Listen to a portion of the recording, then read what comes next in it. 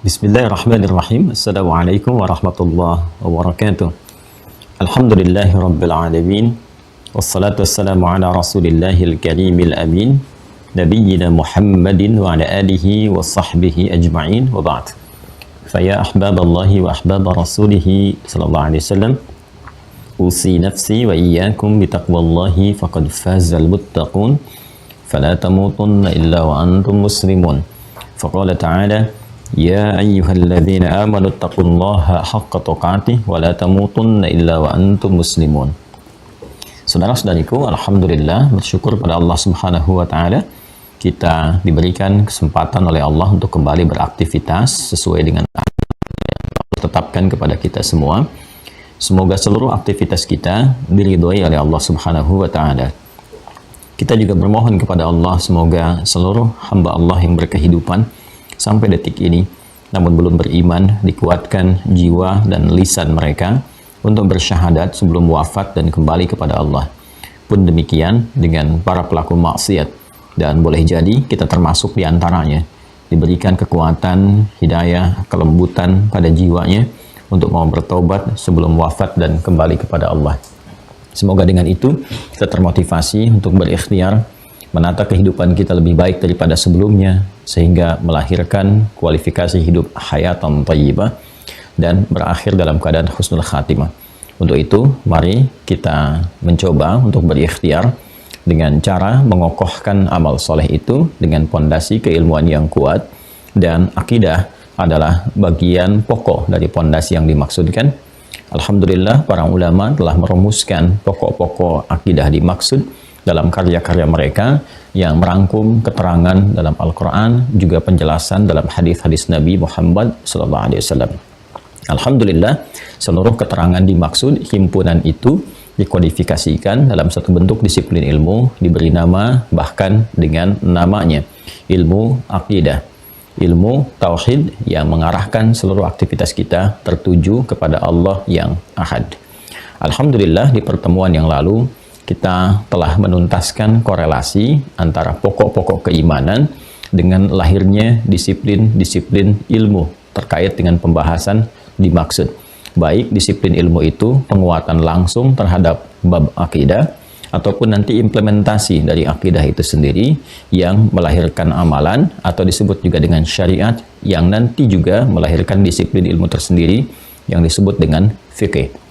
Kali ini dalam rangka penguatan iman, pokok-pokok keimanan agar tidak melemah, atau dalam bahasa kita penyebab kuat dan lemahnya iman, kita akan mencoba melihat bagaimana Nabi Shallallahu Alaihi Wasallam memberikan pembinaan, penguatan, motivasi kepada umat beliau Shallallahu Alaihi Wasallam, khususnya di era beliau berkehidupan, pada sahabat-sahabatnya yang tentunya akan terangkum dalam buku-buku hadis yang disampaikan kepada kita.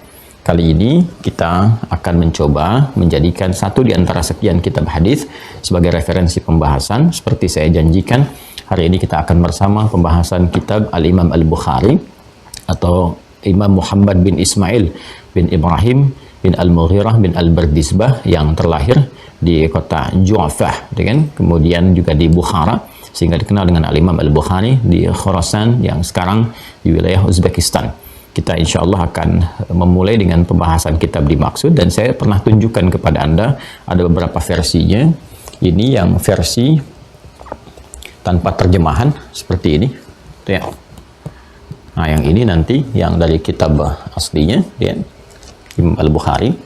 Kemudian juga nanti ada versi syarah penjelas dari Al-Imam Ibnul Jauzi, ya, yang ini. Ibnul Jauzi itu nanti di wilayah Irak sekarang, ya, wilayah Irak, di sekitaran 508 Hijrah beliau, ya. Kalau Al-Bukhari kan 256 Hijrah. Kemudian ini kurang lebih 3-4 jilid, ya, yang ini. Kemudian nanti yang lebih agak panjang lagi ini, ya. Nah, ini adalah syarahnya Ibnu Hajar Al-Asqalani, ya, Al-Imam Ibnu Hajar Al-Asqalani, namanya Fathul Bari fi Syarah Sahih Al-Bukhari, ya, Fathul Bari fi Syarah Sahih Al-Bukhari. Beliau sendiri di 852 Hijrah, ini 18 jilid sendiri kurang lebih, ya. Nah, insya Allah kita, karena waktunya cukup singkat, biasanya kalau kajian cepat tanpa syarah, Ini saya bacakan yang ini, kan? Atau intisari dari syarah kita bacakan itu karena kita gabungkan. Kalau ingin kajian lebih mendalam bisa di halaqah mendalam di kelas Pukau namanya, program utama kader ulama. Kita punya program Pukau terbatas di seleksi se-Indonesia. Nah, ini yang kita bahas yang cukup dalam dengan menggunakan yang ini. Ya, karena ini waktu kita terbatas, insya Allah ini pun sudah sangat lebih dari cukup yang syarah yang ini, karena juga cukup sangat baik, dan saya juga akan gabungkan dengan referensi-referensi lain dalam penjelasan detailnya sehingga ada pengayaan-pengayaan dari bab yang akan kita kaji, insya Allah.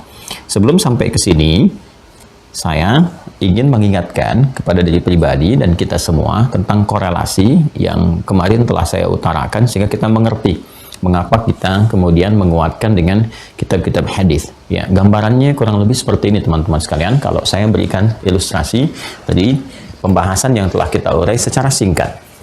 Ya, kalau kita membuat bagannya seperti ini, Islam yang kita anut, kita peluk sebagai din kita dengan keyakinan kuat yang tertanam di jiwa, seperti yang kita telah bahas bersama.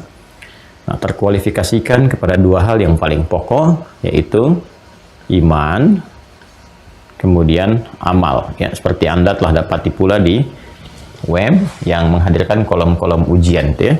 Ini sudah kita uraikan. Di sini kemudian ada akidah, nama lainnya.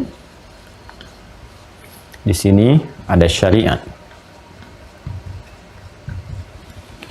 Penting saya utarakan sebelum saya melanjutkan bahasan ini, membuat dengan cepat rangkaiannya, mengingatkan kepada keluarga besar Mira yang biasa terhubung lewat Zoom. Kami mendapatkan informasi dari admin bahwa ada problem di teknis Zoom ya dari sejak semalam.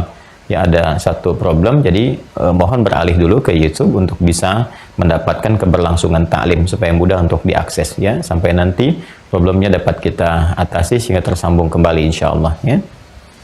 Kembali ke sini teman-teman sekalian, ini iman dan amal, nama lainnya akidah, kemudian syariat. Ini tersinergi, dua-duanya tidak dapat dipisahkan, saling keterkaitan sekaligus menjadi parameter bagi keduanya. Jadi hubungannya selalu hubungan yang saling menyinergikan, menguatkan, nggak bisa dipisahkan. Seperti saya sampaikan, seperti dua sayap burung, kalau satu bermasalah, maka sulit untuk terbang. Jadi kesempurnaannya terletak pada perpaduan antara keduanya. Dan ini menjadi parameter, keduanya menjadi parameter. Kalau di ilmu hadis ada sanad, ada matan, ya. Kalau di bab ini pokoknya ada iman, ada amal. Dari sejak kita berkehidupan sampai mendapatkan ridha Allah, sampai ke surga pun syaratnya iman dan amal, dia yang menjadi soleh itu. Nah, ini dua-duanya bisa menjadi parameter satu dengan yang lainnya. Untuk mengetahui kekuatan iman bisa dilihat amalnya. Jika amalnya kemudian meningkat, bagus, ini pertanda imannya juga sedang kuat. Jika amalnya lemah, maka ini menunjukkan sebaliknya. Maka pengertian terbaliknya juga demikian. Jika amalnya ini sedang lemah, berkurang, hanya cukupkan pada yang fardu, itu pun terlambat, maka ini tanda melemahnya iman. Semakin ini menurun, ini semakin lemah. Semakin lemah, semakin redup. Ya? Nah, misalkan ada kewajiban sholat yang fardu dengan sunnah. Ya? Sunnah sudah menurun terus, bahkan fardu pun sudah mulai agak jarang-jarang, bahkan ada yang tidak mengerjakan sama sekali, bahkan cuma nunggu Jumatan sepekan sekali, itu pun duduk paling belakang dan seterusnya. Misal ini menunjukkan ada redup, yang redup di sini.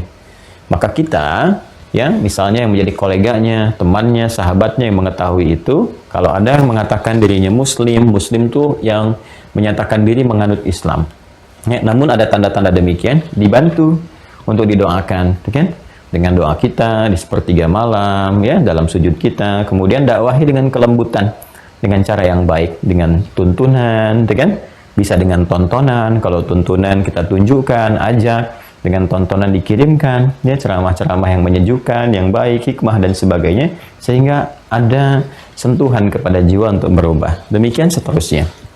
Ini butuh penguatan, butuh motivasi.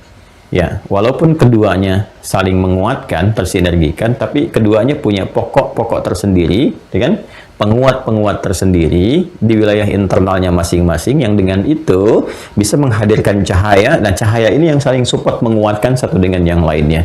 Ini memiliki nanti cabang ilmunya, ini pun ada cabang ilmunya. Dengan cabang ilmu itu, keduanya akan mengarahkan satu sinergi yang sangat baik. Ini nanti iman disebut dengan tauhid ilmunya, gitu kan? Ini disebut dengan fikih ilmunya. Kurang lebih seperti ini. Ya, dan ini pun kadang disebut dengan fikih akbar yang tertingginya. Ini memiliki pokok. Pokoknya ada 6. Pokok, dasar, simpulnya disebut dengan rukun. Ya. Kadang disebut dengan pokok, kadang disebut dengan simpul. Ya, kalau simpul itu bahasa Arabnya hablun, talinya hablun, kan? Sehingga kita sering mendengar istilah hablu minallah, kan? Hablu minallah, hablu minan nas, kan? Hablu minallah urusannya terkait dengan ibadah, hubungan online kita yang terhubung dengan Allah. Kalau ibadah supportnya dari sini. Ya, karena ibadah itu muncul nanti dari terapan iman. Iman jadi amal, amal jadi soleh, amal soleh nanti rinciannya ibadah, kan? Ibadah nanti turunkan lagi menjadi hasanah, hasanah nanti menjadi ajrun, ajrun jadi rahmat, rahmat mendapatkan surga. Demikian.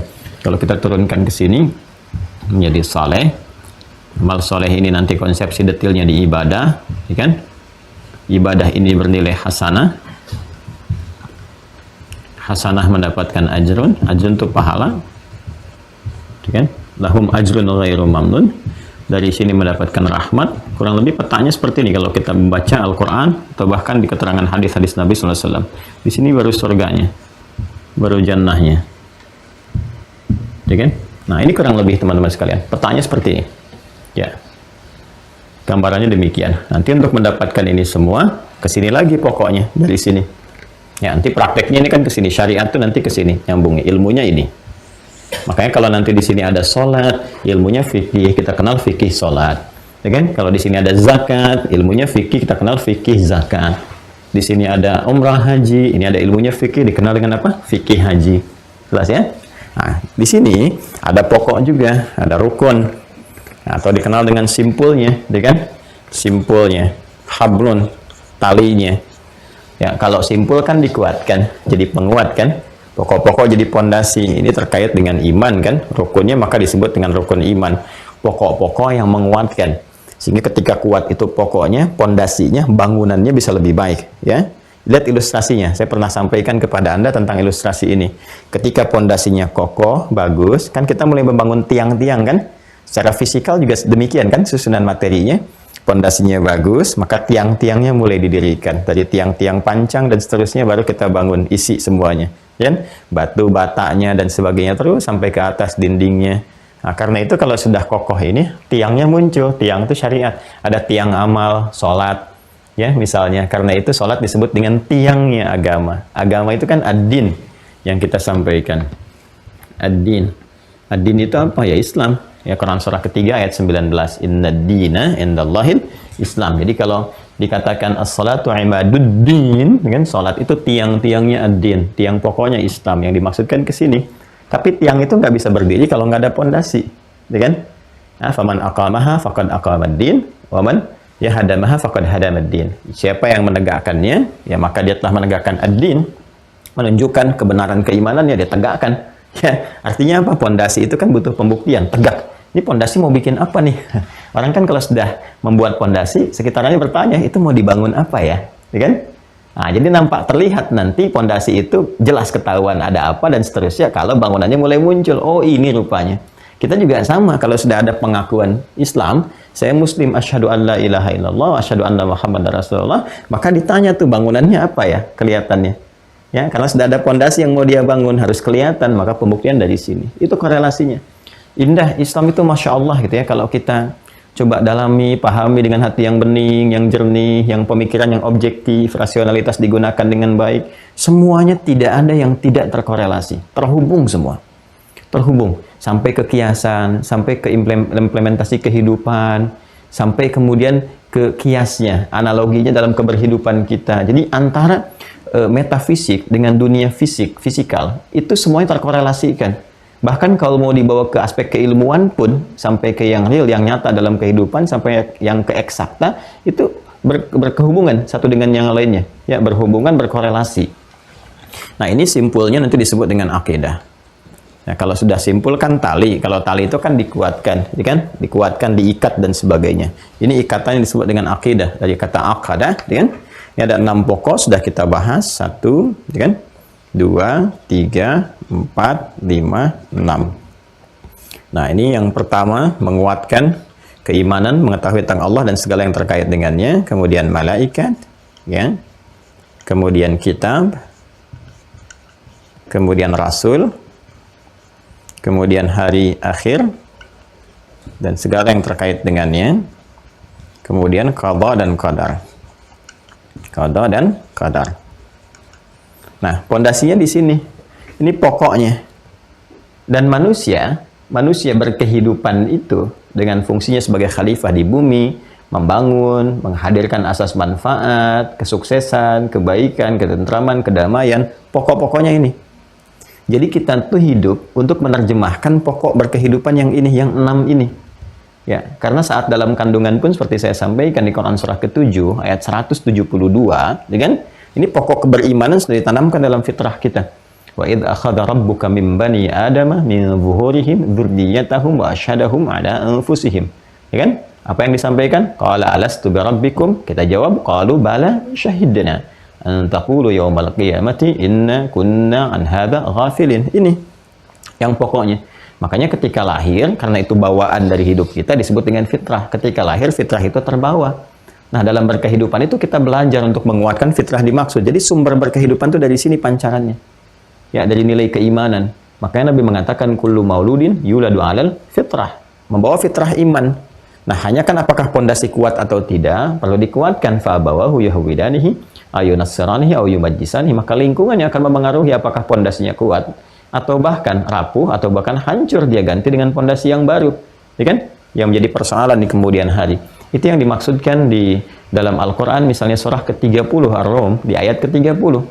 Ya, fa'aqim wajhaka lid-dini hanifa, maka tegakkan dirimu dalam berkehidupan mengacu pada ketentuan ad-din dengan cara yang benar, yang lurus. Fitratallahi allati fataran nasa 'alaiha, itulah fitrah yang telah Allah tetapkan pada setiap manusia dalam berkehidupan. Ya kan, semua tanpa kecuali. Ya, sekali itu ditegaskan pada kalimat setelahnya tidak ada perubahan dalam fitrah yang telah Allah tetapkan itu. Ya, dalam penciptaannya. Karena itu teman-teman sekalian, ini butuh penguatan, sudah kita bahas. Ada sekian puluh video menerangkan ini satu persatu, ya. Dan ini inti berkehidupan, dan ini inti risalah. Para nabi, rasul pun sebelum diutus diberikan penguatan ini terlebih dahulu, ya. Semua nabi dan rasul membawa risalah yang sama di bab akidah ini. Dari mulai Nabi Adam turun ke muka bumi, membawa nilai-nilai pancaran keimanan untuk diterjemahkan, diimplementasikan dalam bentuk pengabdian kepada Allah sebagai khalifah di muka bumi, kan? Nah, kemudian diteruskan risalahnya ketika umat berkehidupan, berkomunitas, bermasyarakat, bersuku-suku, diutus rasul-rasul dari Nabi Nuh alaihissalam sampai ke Nabi Muhammad SAW. Semua nabi dan rasul itu dikonfirmasi seluruhnya mengalami pembekalan ini dulu, penguatan ini dulu, keseluruhannya. Ya, aspeknya nanti ada penguatan mentalitas, pengenalan awal melalui mimpi dulu. Ru'yah shadiqah, bukan sekedar mimpi tapi mimpi yang nyata. Mimpi yang hak, ya. Ru'yatus shadiqah, ya, mimpi yang benar, mimpi yang nyata diberikan sebagai petunjuk, bagian dari satu pertanda awal dari kenabian. Ya, selain tanda-tanda fisikal yang lainnya. Saya sering katakan, mimpi nanti dibagi 3 bagian. Ada mimpi berupa petunjuk dari Allah, nanti sesuai dengan kualifikasi hambanya. Kalau Nabi, Rasul, maka mimpinya ketika diberikan petunjuk, itu wahyu namanya. Wahyu, gitu kan? Wahyu pembuka. Nanti ada pembuka wahyu, gitu kan? Isi dan seterusnya sampai dengan penutupnya. Kalau diberikan kepada manusia biasa, gitu kan? Nah, nanti bisa berupa nanti taufik, hidayah Allah, bisa berupa takrim.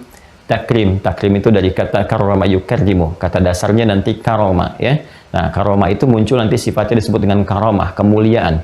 Satu pertanda dalam mimpi yang memberikan gambaran dari Allah untuk memuliakan seorang hamba. Macam-macam bentuknya. Bisa taufik, bisa hidayah, ya, bisa kabar gembira dan sebagainya. Tapi tidak selevel dengan level yang di atasnya, yaitu nubuwah.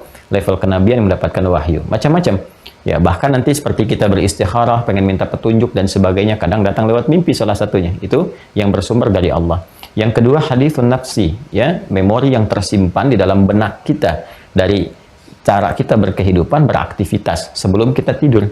Jadi umumnya saat kita beraktivitas, ya, semua terekam dalam memori kita. Lalu saat kita tertidur, memori itu terolah di benak kita, terbawa dalam suasana tidur kita, itu yang menghadirkan gambaran-gambaran mimpi. Ini yang kadang disebut oleh sementara orang dengan bunga tidur dan sebagainya, ya. Kemudian yang ketiga, waswas syaitan. Ini yang dimasukkan oleh setan sebagai bagian dari godaan saat kita tertidur. Masuk itu gangguan-gangguan. Ya, caranya gampang karena setan itu jelek, menjauhkan dari rahmat Allah Subhanahu wa taala, maka yang datangnya pun itu buruk, buruk, mimpi yang jelek-jelek, terjauh dari rahmat dan sebagainya. Itu waswas syaitan. Dan Masya Allah di Islam pun komplit. Itu semua ada turunannya, bab detilnya sendiri. Bahkan nanti ada kitab tentang mimpi, kitabul ahlam, tentang mimpi, petunjuk-petunjuknya begini dan sebagainya. Ya, nanti mengatasi ini bagaimana. Bahkan mimpi buruk pun itu ada solusinya. Kalau bangun seperti ini, dari yang paling sederhana sampai yang paling kompleks. Ini menunjukkan syariat ini benar. Ya, karena Allah meminta kita menjalani kehidupan. Kita tanya bagaimana caranya, bagaimana petunjuknya. Kalau didapatkan petunjuknya berarti kan harus lengkap, harus menjamin semua aktivitas kita. Baik saat terjaga pun demikian saat tertidur. Nah, kalau Anda komparasikan, Anda akan temukan tidak ada yang sedetil dalam Islam menjelaskan itu dan menjangkau semua tatanan aspek kehidupan kita secara detil. Dan dahsyatnya itu bisa dilacak sumbernya dan bisa diriset, dianalisis, dan pada akhirnya pun kebijakan untuk memutuskan dikembalikan kepada kita sendiri. Ya silahkan, dan kita dengan berkesadaran tinggi menanggung resiko masing-masing. Indah sekali. Ya, kembali ke sini. Ini yang berlangsung, Rasulullah SAW mengalami ini juga, seperti Nabi Yusuf mengalami ini, Nabi Ibrahim mengalami ini, dan seterusnya gitu kan. Nah, ini berlangsung kurang lebih, ada referensi mengatakan 6 bulan berlangsung ini, sebelum masuk pada fase pengangkatan dari kenabian.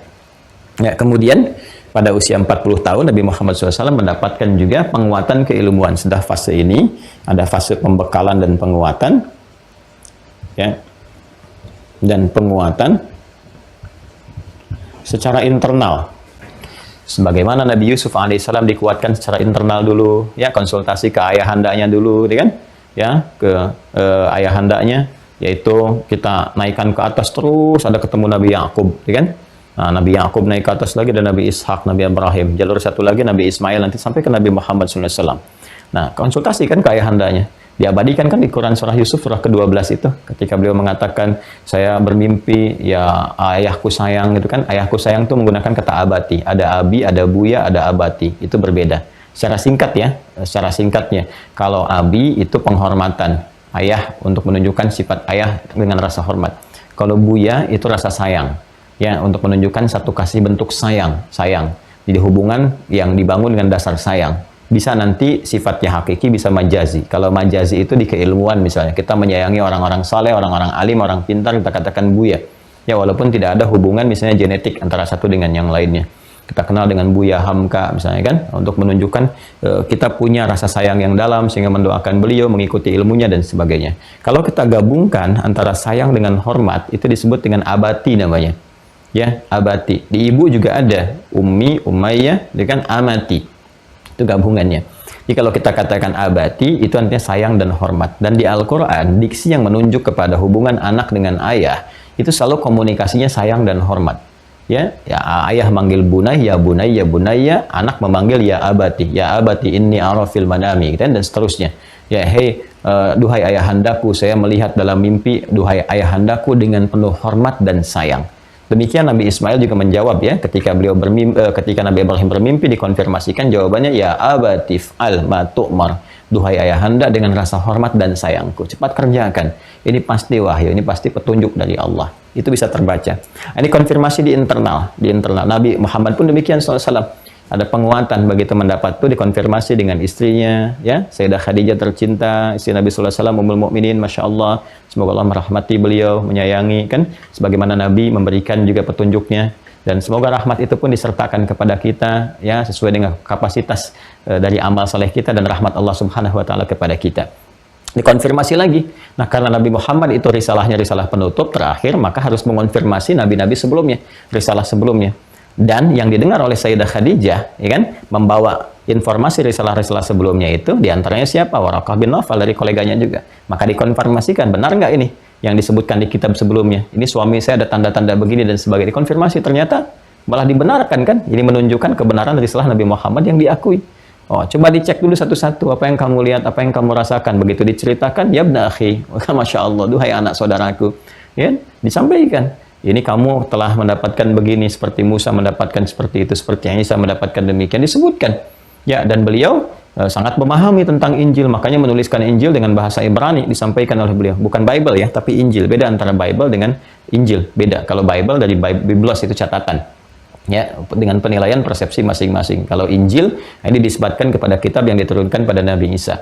Nah, itu waktu turun-temurun disampaikan terjaga, ya, dan di kitabnya itu tertuliskan ada Waraqah bin Nawfal di antara yang menyampaikan itu, menulis dengan bahasa Ibrani, disampaikan di lingkungan jahiliyah pada masa itu, tapi sangat terbatas, tidak banyak menyebar gitu kan pada saat itu. Nah, Sayyidah Khadijah mengetahui, dikonfirmasi, disampaikan. Nah, dan itu dijelaskan di Al-Quran juga, Quran surah ke-61 As-Saff, di ayat yang ke-6, tentang berita Nabi Isa alaihissalam yang akan kedatangan Nabi penutup. Wa mubasysyiran bi rasulin ya'ti min ba'di ismuhu Ahmad. Dan Nabi Isa memberikan kabar gembira akan datangnya Rasul penutup setelah beliau, yang diantara sifat karakteristiknya adalah sangat terpuji, ibadahnya kepada Allah tinggi.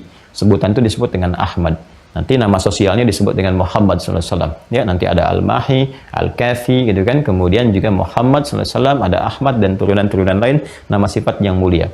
Bahkan sebelumnya, jauh sebelum itu, ya, kurang lebih 28 tahun ya. Kalau itu kan tadi 40 tahun, dikurangi 28 kan 12. 12 tahun saat dibawa oleh pamannya Abu Talib, seperti pernah saya kisahkan, dikonfirmasi juga ya oleh pendeta juga yang lebih jauh lagi di Syria, ya kan, namanya Buhaira atau George dikenalnya pada saat dikonfirmasi, dan itu secara faktual bisa didapatkan, dilacak dalam sejarah. Silahkan cek. Siapapun yang menulis tentang buku sejarah, sirah kalau dalam bahasa Arab, dicek itu, ditemukan referensi itu kan pembuktian. Di sejarah membuktikan kebenarannya, referensinya terang dan jelas, kemudian wahyu dikonfirmasi. Kalau yang tadi memberikan konfirmasi tentang dari turunan garis ke Nabi Isa, yang ini turunan garis ke Yahudi ke Nabi Musa, terus semua mengonfirmasi tentang Yahudi begini, tandanya diketahui dan seterusnya. Jadi konfirmasinya jelas, maka di internal diberikan pembekalan oleh Allah Subhanahu wa taala kurang lebih selama 3 tahun. Masanya 3 tahun. Ya kan? Nah, di sini secara internal Sayyidah Khadijah beriman, setelah mendengar itu Waraqah bin Nawfal juga beriman, berkomitmen membela Nabi, gitu kan? Kemudian setelah itu apa yang terjadi? Sahabat-sahabat dekatnya, Abu Bakar As-Siddiq juga beriman, ya. Kemudian siapa lagi di kalangan keluarga dekat? Ali bin Abi Thalib, sekalian, karamahullahu wajhah, juga beriman, dan seterusnya. Di sini sampai nanti setelah 3 tahun pembekalan, kurang lebih tahun yang keempat baru ada risalah terbuka, dakwah secara terbuka dengan turunnya Al-Mudaththir itu, dakwah terbuka. Nah, ini fase yang ini. Ya, ini berlangsung selama 10 tahun. Ya, karena itu nanti baik di kitab Ulumul Quran, di kitab hadis ya, yang dapat kita akses, akan ada keterangan Nabi menyampaikan dakwah di Mekah 10 tahun, di Madinah 10 tahun. Kalau digabungkan 20 tahun. Itu benar yang dimaksudkan ini, dakwah yang terbuka. Pembekalan internalnya 3 tahun nanti, Ru'yah Shadiqah, mimpi yang benarnya 6 bulan sebelumnya. Nah, ini nanti memberikan manhaj tersendiri kepada kita. Kalau kita ingin mengajak orang lain dalam kebaikan, menyampaikan risalah yang mulia, maka harus ada pembekalan secara internal dulu, penguatan pengetahuan, terutama pada aspek yang akan kita sampaikan kepada orang lain. Kita mengajak, misalnya kita ingin ajak tahajud, bekali dulu diri, tahajud dulu praktekkan, ya, kemudian ilmunya dibahas, tajamkan sampai dalam, sampai kuat, sampai mengerti. Jadi ketika orang bertanya, atau kita akan mengajak, kalau bertanya kan kita jawab seadanya yang kita tahu. Tapi kalau kita ingin mengajak, kita mesti punya bekal pengetahuan yang kokoh. Ya, kalau ditanya kenapa tahajud, kita jawab, ya, selain pembuktian iman, Allah janjikan begini, dan saya rasakan itu ada ketenangan, ketentraman, dan sebagainya. Ini gambarannya. Nah, ini 10 tahun ini, ya, ini masanya, fase yang pertama dakwah terbuka. Fase yang pertama ini, teman-teman sekalian, ini terkait dengan penerangan aspek ini, pengokohan 6 pokok ini. Penguatan pondasi ini disampaikan sebelum beliau berhijrah. Berhijrahnya kemana? Ke Yathrib yang kelak jadi Al-Madinah Al-Munawwarah. Karena umumnya posisi sebelum hijrah itu berada di Mekah. Ini berada di Mekah fatrah ini, maka segala yang tergantung, ya, dan terkorelasikan dengan pengajaran ini disebut dengan Makkiyah namanya. Makkiyah. Dari kata Makkah, kemudian ada di sini nisbatnya, segala yang terkait dengan Mekah. Ya, jadi ajaran-ajaran yang tersambung yang umumnya disampaikan di Mekah sebelum periode hijrah, maka ini disebut dengan Makkiyah. Di fase Makkiyah inilah selama 10 tahun kurang lebih, dalam keadaan saat Nabi di Mekah khususnya, maka turun wahyu, turun ayat-ayat, kan? Turun surah-surah yang mensupport, menguatkan, membimbing kita pada penguatan pokok yang ini, yang 6 itu. Maka surah-surah yang turun ini yang disebut dengan surah Makkiyah. Surah Makkiyah. Ya, pada umumnya. Kalau kita ingin kaitkan dengan pembahasan aspek tauhid, maka surah-surah yang diturunkan di Mekah sebelum Nabi hijrah. Kalau kita ingin bahas di ulumul Quran lebih luas lagi, surah-surah yang turun sebelum Nabi hijrah. Nanti setelah Nabi hijrah disebut dengan Madaniyah. Walaupun turunnya belum tentu di Madinah, tapi setelah Nabi hijrah. Kalau sebelum Nabi hijrah, otomatis adanya di mana? Ada di Mekah. Maka, dari sini, kita akan dapati bagaimana kokohnya orang-orang yang belajar dengan Nabi di fase ini. Fase yang pertama ini. Imannya kuat sekali. Kan kita belajar, bahkan kisahnya viral sekali. Bagaimana Bilal diancam, dipersekusi, akan dieksekusi, kan? Kemudian dibawa ke tanah lapang yang panas, teriknya luar biasa membakar, tangan diikat, disimpan batu yang cukup besar, menindih sehingga napasnya pun terganggu kelancarannya. Bukan cuma batu biasa, kan suasana panas, batunya panas. Ya kan? Hanya untuk diminta menanggalkan simpul-simpul ini. Ya kan?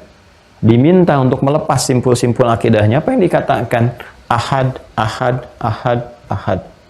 Karena sudah terpatri nilai tauhid dalam dirinya. Ya, ditawari apapun itu tetap ahad, ahad, ahad. Dicambuk ahad, ahad, ahad, ahad. Ya, jadi nggak lepas simpulnya. Ya, nggak repot. Ini yang karena kuat. Pembinaannya karena kuat. Kalau nggak kuat nanti dikasih mie instan, udah geser. Kasih sarung, geser. Kasih bantuan materi, geser. Dikatakan aku mencintaimu, lepas simpulnya. Ini yang jadi repot nih. Kenapa? Karena pokoknya nggak kuat di sini. Pokoknya nggak kuat, ya kan? Karena itu, yang harus kita lakukan adalah penguatan-penguatan ini. Kita harus mengambil saripati-saripati ini untuk kita pelajari gimana sih orang-orang dulu belajar kepada Nabi. Itu yang kita jelaskan kemarin, makna-makna ini, gitu kan? Makna-maknanya dalam puluhan video yang telah kita tampilkan. Ini loh materinya ini, seperti ini, seperti ini, seperti ini. Tinggal kan belum penguatannya. Kalau kita ingin penguatan, berarti kita harus merangkum ini kan? Ya, ayat-ayat ini. Ini yang dikeluarkan oleh ulama, sehingga mereka banyak menuliskan kitab. Kemarin saya contohkan, nih kita munculkan kembali. Ini ada Syekh Mana Al-Qattan, ini sistematis yang menulis mabahith fi ulumil Quran. Ini diterangkan, surah apa saja yang termasuk Makkiyah. Terangkan, kan? Kemudian juga nanti seperti yang saya sampaikan kemarin ada Al-Itqan fi Ulumil Quran, kan? Al-Itqan fi Ulumil Quran. Nah, ini. Nah, seperti yang ini, kan? Nah, ini juga sudah kita sampaikan. Ini dibahas surah-surah Makkiyah. Bahkan yang menariknya detail sekali, Masya Allah teman-teman sekalian. Ini turunnya kapan, dalam suasana apa, apakah siang ataukah malam, ada kejadian apa. Dan menariknya, setiap kejadian-kejadian itu dirinci lagi. Kalau detail disebutkan namanya, itu berarti merujuk pada kejadian si fulan. Jaminannya untuk si fulan. Tapi kalau secara umum disebutkannya, ini menunjukkan kejadian dimaksud, memberikan gambaran kepada kita, akan terjadi lagi karakternya di masa depan. Ya, kejadian yang mirip-mirip, yang serupa, cuman tokoh dan keadaannya berbeda. Ya, seperti Al-Kafirun, kan turunnya di sini, Makkiyah. Al-Kafirun itu kan nggak disebutkan, tegas, jelas siapa orang-orangnya. Hanya orang-orang yang belum menerima risalah, yang menutup diri dari Islam. Kafirun itu kan dari kata kafir, ya dasarnya kafaro. Kafaro itu menutup. Ya makanya diserap ke dalam bahasa Inggris jadi cover. Banyak kok dari bahasa Inggris berasal dari bahasa Arab. Ya seperti sugar gula itu dari kata sukar. Banyak, termasuk ini cover. Cover itu dari bahasa Arab asalnya. Kafara. Ya kafara itu kan yang menutup. Kenapa disebut cover? Karena menutup isinya. Ini cover ini menutup isinya begini, tertutup sehingga nggak kelihatan isinya. Ya, kafir orang yang menutup diri. Ya, jadi ada orang-orang yang ketika disampaikan dia bertanya tentang Islam, disampaikan risalah begini, tapi dia menutup diri dari Islam, menutup dirinya, maka disebut kafir, ya kan? Jadi itu bahasa yang sangat luar biasa, lembut, ya halus untuk memberikan gambaran kontra dari iman. Jadi iman yang membuka, yang cahaya, yang menutup disebut dengan kafir, menutup diri. Ya, itu poinnya. Duhai orang yang masih menutup diri dari risalah Islam, gitu kan? Yang belum mau menerima secara utuh, gitu kan? Ya, dan sebagainya. Ini turun Al-Kafirun. Qul ya ayyuhal kafirun. Itu turun kan saat ada sekelompok orang mengajukan kepada Rasulullah menyampaikan, ya Muhammad SAW, nggak usah kita berselisih, nggak usah kita berperang dan sebagainya. Ya, kita kompak-kompakan aja, gabung-gabungan aja. Malam ini kami nyembah Tuhan kamu, besok-besok kamu nyembah Tuhan kita. Maka turunlah kemudian satu surah tentang toleransi dalam berakidah, dan toleransi yang sangat indah sekali, tanpa mencampuri sedikit pun, tanpa mengganggu dan sebagainya. Maka apa yang turun? Qul ya ayyuhal kafirun. Katakan Muhammad SAW, hei orang-orang yang masih menutup diri dari risalah Islam, la a'budu ma ta'budun, kan? Nah, kita komitmen saja. Aku tidak menyembah apa yang kalian sembah, wala antum abiduna ma'abud, dan kalian pun nggak harus repot menyembah apa yang aku sembah. masing-masing saja. Kalau mau diuji, dikomparasikan, silahkan saling mempelajari. Anda mengenal tentang Islam, Islam menjelaskan begini, begini, begini. Silahkan riset tentang Tuhan, konsepsinya, di teologinya, ya di ilahiyatnya, silahkan dicek. Kalau yakin, alhamdulillah. Tidak, resiko masing-masing. Sampai ke ujungnya, lakum dinukum waliyadin. Kan? Kalian apa yang kalian yakini, kami apa yang kami yakini. Kalau ingin mempelajari, silahkan. Kalau ingin dikomparasikan, silahkan. Mana yang kitab kalian, mana yang dianggap wahyu, silahkan dibandingkan dengan Al-Quran. Dicek, apakah ini benar, cek lewat perjalanan sejarah, cek lewat riset ilmiah, cek pembuktiannya. Ya, makanya di Islam nanti akan sangat indah kalau kita turunkan setelah ini kita uraikan. Nah, itu manhaj yang dibawa demikian. Nah, kalau disampaikan umum, maka dalam kaidah tafsir diantaranya menyebutkan peristiwa itu akan terjadi lagi. Di kemudian hari akan kita temukan orang yang mengajak-ngajak, gitu kan? Orang yang menyoal dan sebagainya. Maka sudah jelas di situ. Turun ayatnya, lakum dinukum waliyadin. Sudah konsepsinya masing-masing, nggak usah saling mengganggu. Dan nggak perlu ikut-ikutan, itu toleransi tertinggi itu tidak ikut-ikutan. Ya, tidak ikut-ikut, karena mengikuti sesuatu sementara kita menolaknya, itu ciri dari nifak namanya. Munafik juga. Ya, kita menampakkan di wajah kita seakan seperti toleransi, iya, tapi di hati kita mengecamnya, tidak mengakuinya. Nah, itu kan dusta, itu kan tidak jujur gitu. Maka kejujuran dalam berakidah menjadikan kita membiarkan masing-masing ya beraktivitas 100% sesuai dengan masing-masing, mandiri tanpa harus mencampurinya. Tidak boleh mengganggu, merusak, apalagi menghadirkan gangguan-gangguan yang tajam secara fisikal, ada yang membom ini dan sebagainya, itu nggak boleh sama sekali, dosa. Ya bahkan dianggap suatu hal yang besar. Ya, merusak dan seterusnya itu tidak diperkenankan demikian. Maka kalau ada yang seperti itu patut dipertanyakan keislamannya, bisa dilacak belajar dari mana. Tapi saat yang bersamaan orang yang mengajak-ngajak pun ya, mengajak untuk masuk ke dalamnya, mengajak ikut serta dan sebagainya itu pun bermasalah juga. Jadi toleransi yang tertinggi itu selesai. Dapat di mana itu? Makiyah. Jadi kalau kita turunkan ayat-ayat ini jelas nanti ini akan kuat dan melahirkan sosok-sosok seperti Bilal bin Rabah, kan? Umar bin Khattab, Abu Bakar As-Siddiq, Uthman bin Affan dan seterusnya. Dan seterusnya. Ini orang-orang yang belajar di sini nanti fase awalnya disebut dengan as-sabiqunal awwalun. As-sabiqunal awwalun 40 orang. Jadi kalau suatu saat ya kalau sudah agak enak, agak nyaman, nabung aja dulu dari sekarang. Mungkin ini salah satunya yang Allah berikan kepada kita hikmahnya, bisa menyiapkan diri, nabung dengan baik. Nanti kalau sudah ada umrah, sudah lebih nyaman, sudah enak, nah insya Allah sama-sama berangkat. Jadi saya tunjukkan di mana belajarnya nih, yang as-sabiqunal awwalun, terutama yang 40 orang pertama. Nabi ngajarin akidahnya di mana, di tempat siapa. Ada anak muda usia 17 tahun, masuk Islam kurang lebih yang ke-17 dalam urutannya, namanya Arqam bin Abi Arqam. Tempatnya di mana? Rumah nabinya di mana? Rumah tangga dengan Sayyidah Khadijah di mana? Ini jelas sekali, bisa dilacak. Jadi tempatnya secara geografis ada, bukti petilasannya juga ada, di sejarah disampaikan ada, semua sepakat ada, dan apa yang disampaikan pun abadi sampai sekarang. Dan uniknya, dahsyatnya, itu bisa dilacak. Ya, surah-surah Makkiyah dibuktikan. Ini melahirkan disiplin ilmu. Karena yang turun nanti ayat-ayat Al-Quran, kan? Maka ilmu yang terkait seperti saya sampaikan kemarin disebut dengan ulumul Quran. Ulumul Quran. Nah ini dikodifikasikan oleh para ulama. Jadi kitab-kitab tadi yang saya perkenalkan itu. Ini dahsyatnya. Jadi keilmuan kita itu, teman-teman, sudah teruji. Di Islam itu, pondasi keimanannya didukung dengan ilmu. Tuh. Dan ilmunya bisa diriset, bisa diuji, bisa dikaji. Jadi ini yang menjadikan dalam Islam itu keyakinannya terjaga lewat ilmu. Jadi kalau mau dikonfirmasi, ketemu semua. Kita dapat sekarang ya, misalnya, kitab suci Al-Quran. Ya kita imani, kita yakini, kita ibadahi, berinteraksi. Itu bisa dilacak.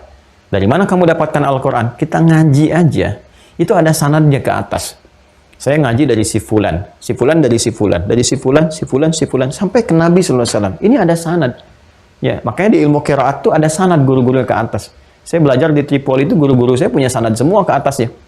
Ada Syekh Dukali, Muhammad Al-Alim, ada Syekh Ali Al-Libi, Syekh Ali Al-Nijeri. Itu kalau ditarik ke atas, dari riwayat-riwayat yang berbeda pun, riwayat berbeda itu cara bacanya, isinya sama semua. Ya, karena nanti dialek-dialek di Arab itu kan dialeknya cukup banyak. Karena itu Al-Quran nanti turun, menyampaikan ya kepada kita lewat Nabi Muhammad SAW, dengan bahasa Arab yang fasih, yang mencakup semua dialek ini. Baik yang bacanya pakai A, wadduha contohnya, atau ada imalah kayak E, wadduha. Karena ada sebagian suku-suku Arab itu, dia kalau berbicara A itu menjadi E. Ya, seperti kalau wilayah kayak Palestina, ya terus kebagian nanti kalau kita tarik lagi ke sini dekat-dekat menular ke wilayah Irak dan seterusnya, kan? Itu kalau kita bicara termasuk Syria sebagiannya. Kalau kita sampaikan A, dia E, ya kaifa halik, kan? Dan seterusnya. Nah itu bagi suku-suku yang demikian itu turun nanti bisa disampaikan dengan riwayat yang menjangkau dialek mereka. Makanya ada imalah diantaranya. Ya, dan turunan lain nanti ada ilmunya juga di sini. Diterangkan, bisa diuji, bisa dilacak sehingga sempurna. Nggak ada cacat. Dan yang paling menarik itu setiap orang yang menyampaikan itu ada catatannya sendiri. Si fulan siapa keterkaitannya, lahir di mana, tanggal berapa, tahun berapa, gurunya siapa, muridnya siapa, apa penilaian guru terhadap murid, murid terhadap guru, lengkap semua. Bisa dikonfirmasi. Nah, sekarang coba komparasikan, ada nggak Anda temukan yang seperti itu? Ya, misalnya ada kitab suci disampaikan, terus Anda yakini sebagai kitab suci, firman Tuhan, di situ cek, sampai ketemu jalur ke orang yang menyampaikannya. Dia menyampaikan si fulan tahu dari mana? Ya, sampai tersambung misalnya terus. Kita ambil dari, misalnya sekarang ada yang menyampaikan ini Taurat. Coba, lacak. Dari mana Anda bisa tahu ini Taurat? Nyampaikan siapa sampai ke Nabi Musa? Jalurnya siapa? Ada yang berkehidupan dengan orang ini di waktu yang sama. Yang menegaskan dia menerima itu risalah dari orang sebelumnya, orang sebelumnya, orang sebelumnya. Sampai diketahui. Dia tinggal di mana, lahir kapan, wafat kapan, temannya siapa, gurunya siapa, teman-temannya siapa yang menguatkan risalah ini. Ditemukan nggak? Ya, Nabi Isa misalnya, sama. Ya, meneruskan Injil. Nanti ada catatan-catatan. Coba dicek lagi. Ini nerima dari siapa? Dari mana tahunya ini catatan benar? Siapa yang bisa menguatkan ini? Siapa yang membuktikannya? Nah, ini diperjelas lagi kodifikasi ini, teman-teman sekalian, dengan penjelasan Rasulullah. Nah, taklim Nabi yang mengajarkan isi Al-Quran ini, yang kelak dikodifikasikan di ilmu Qurannya, di ulumul Quran, penjelasan Nabi, keterangan-keterangan Rasulullah yang menerangkan tentang surah-surah Makkiyah ini disebut nanti dengan hadis. Ya, yang jejak diikutinya disebut dengan sunnah. Nanti penjelasan nabinya, kalau kita ikuti jejaknya disebut dengan sunnah, isi yang disandarkan disebut dengan hadis. Nah, hadis ini yang menjelaskan tentang konfirmasi ayat-ayat ini untuk penguatan iman. Nah, maka hadis pun saat disampaikan oleh Rasulullah, diterima oleh para sahabat, dipraktekkan sehingga melahirkan ketangguhan iman yang sangat luar biasa. Di mana kemana, dibawa kemanapun kuat luar biasa. Ya, disogok, malah ditanya sampai ke orang Baduy. Umar coba ngetes, Umar bin Khattab itu sepeninggal Nabi, coba ngetes tuh. Dengan kurikulum yang serupa diajarkan, kan, sepeninggal Rasulullah, itu orang Arab Baduy, penggembala kambing, dites oleh Umar. Udahlah, saya bawa aja nih, saya beli satu, katanya. Nggak bisa, ini bukan punya saya. Nggak, saya naikin harganya, nggak bisa, ini bukan saya. Walaupun bukan punya kamu, tuan kamu kan nggak ada di sini. Tenang aja, gitu, bilang aja dimakan serigala, dites oleh Umar. Kan? Bilang aja dimakan serigala, gitu kan. Kamu kan aman pulang. Fa'inallah. Maka Allah di mana katanya? Coba lihat, konektivitas antara dirinya dengan Rabbnya itu tinggi. Ya, dia lebih takut tuh kan, merasa diawasi oleh Allah, dihisab oleh Allah, dibandingkan dengan tawaran-tawaran manusia. Fa'inallah. Lalu Allah di mana? Maka Masya Allah, Umar sangat bersyukur, gitu kan, memberikan respon yang luar biasa. Artinya ketika beliau jadi pemimpin, beliau kan akan dihisab oleh Allah. Ya, tentang bagaimana keadaan umatnya, bagaimana tentang keadaan rakyatnya, masyarakatnya, dan sebagainya. Beliau pastikan, bukan hanya kesejahteraan sosial dan sebagainya, tapi bagi orang Islam, akidahnya pun dijaga. Nah, ini yang coba kita kuatkan, dibawa ke dunia diplomasi, ke birokrasi, dalam kehidupan sosial, dan macam-macam. Jangan sampai nanti tawaran begini, disogok, diikutin proyeknya. Ujung-ujungnya kan ditangkap oleh pihak yang berwenang. Maka kalau iman kita kuat, nggak ada tuh korupsi. Nggak ada sogok-menyogok dan sebagainya. Nggak ada bikin hoax. Jadi kayaknya tertib gitu, aman, enak. Kita butuh kualitas yang demikian. Nah, penjelasan dari Nabi ini, kurikulumnya yang diwariskan kepada zaman sahabat, dipraktekkan, menghasilkan kualifikasi tadi, dikodifikasikan, dikumpulkan lagi oleh para ulama. Maka jadilah kitab hadis yang pengantarnya saya sampaikan kemarin. Di antara yang sangat kreatif, tadinya mereka menghafal itu ribuan. Sahabat tuh menghafal. Ya, sampai banyak, yang ada yang 5.000, ada yang 2.000, ada yang macam-macam kumpulkan. Dilacak lagi oleh para ulama setelahnya. Ya, jadi setiap sahabat ngajar, ada yang mencatat, dikumpulkan. Begitu dikumpulkan, jadikan kurikulum hidup, dibuat topik-topik. Ya, 1 sampai sekian. Di antara yang paling rinci, menuliskan, menggabungkan itu semua, di antaranya Imam Muhammad bin Ismail yang dikenal dengan Imam Al-Bukhari karena berasal dari Bukhara. Maka muncullah Sahih Al-Bukhari. 97 topik. Ini pun dahsyatnya bisa dikonfirmasi. Ya, jadi sebagaimana Al-Quran terjaga karena Allah langsung yang menjaganya, karena itu sampai sekarang dari lafadznya, ya, dari bacaannya, itu semua sempurna sampai hari ini, nggak ada yang berubah. Di Quran surah 15 Al-Hijr ayat ke-9 jaminannya nyata. Inna nahnu nazzalna dzikra wa inna lahu lahafizun. Kami yang telah turunkan Al-Quran sebagai pengingat, menjaga untuk mengingatkan kita dengan Allah Subhanahu wa taala, ini kan menuhankan Allah, mendekatkan diri ibadah kepada Allah, dan kata Allah demi keagunganku Al-Quran dijaga langsung. Ya, Allah memberikan sebuah jaminan.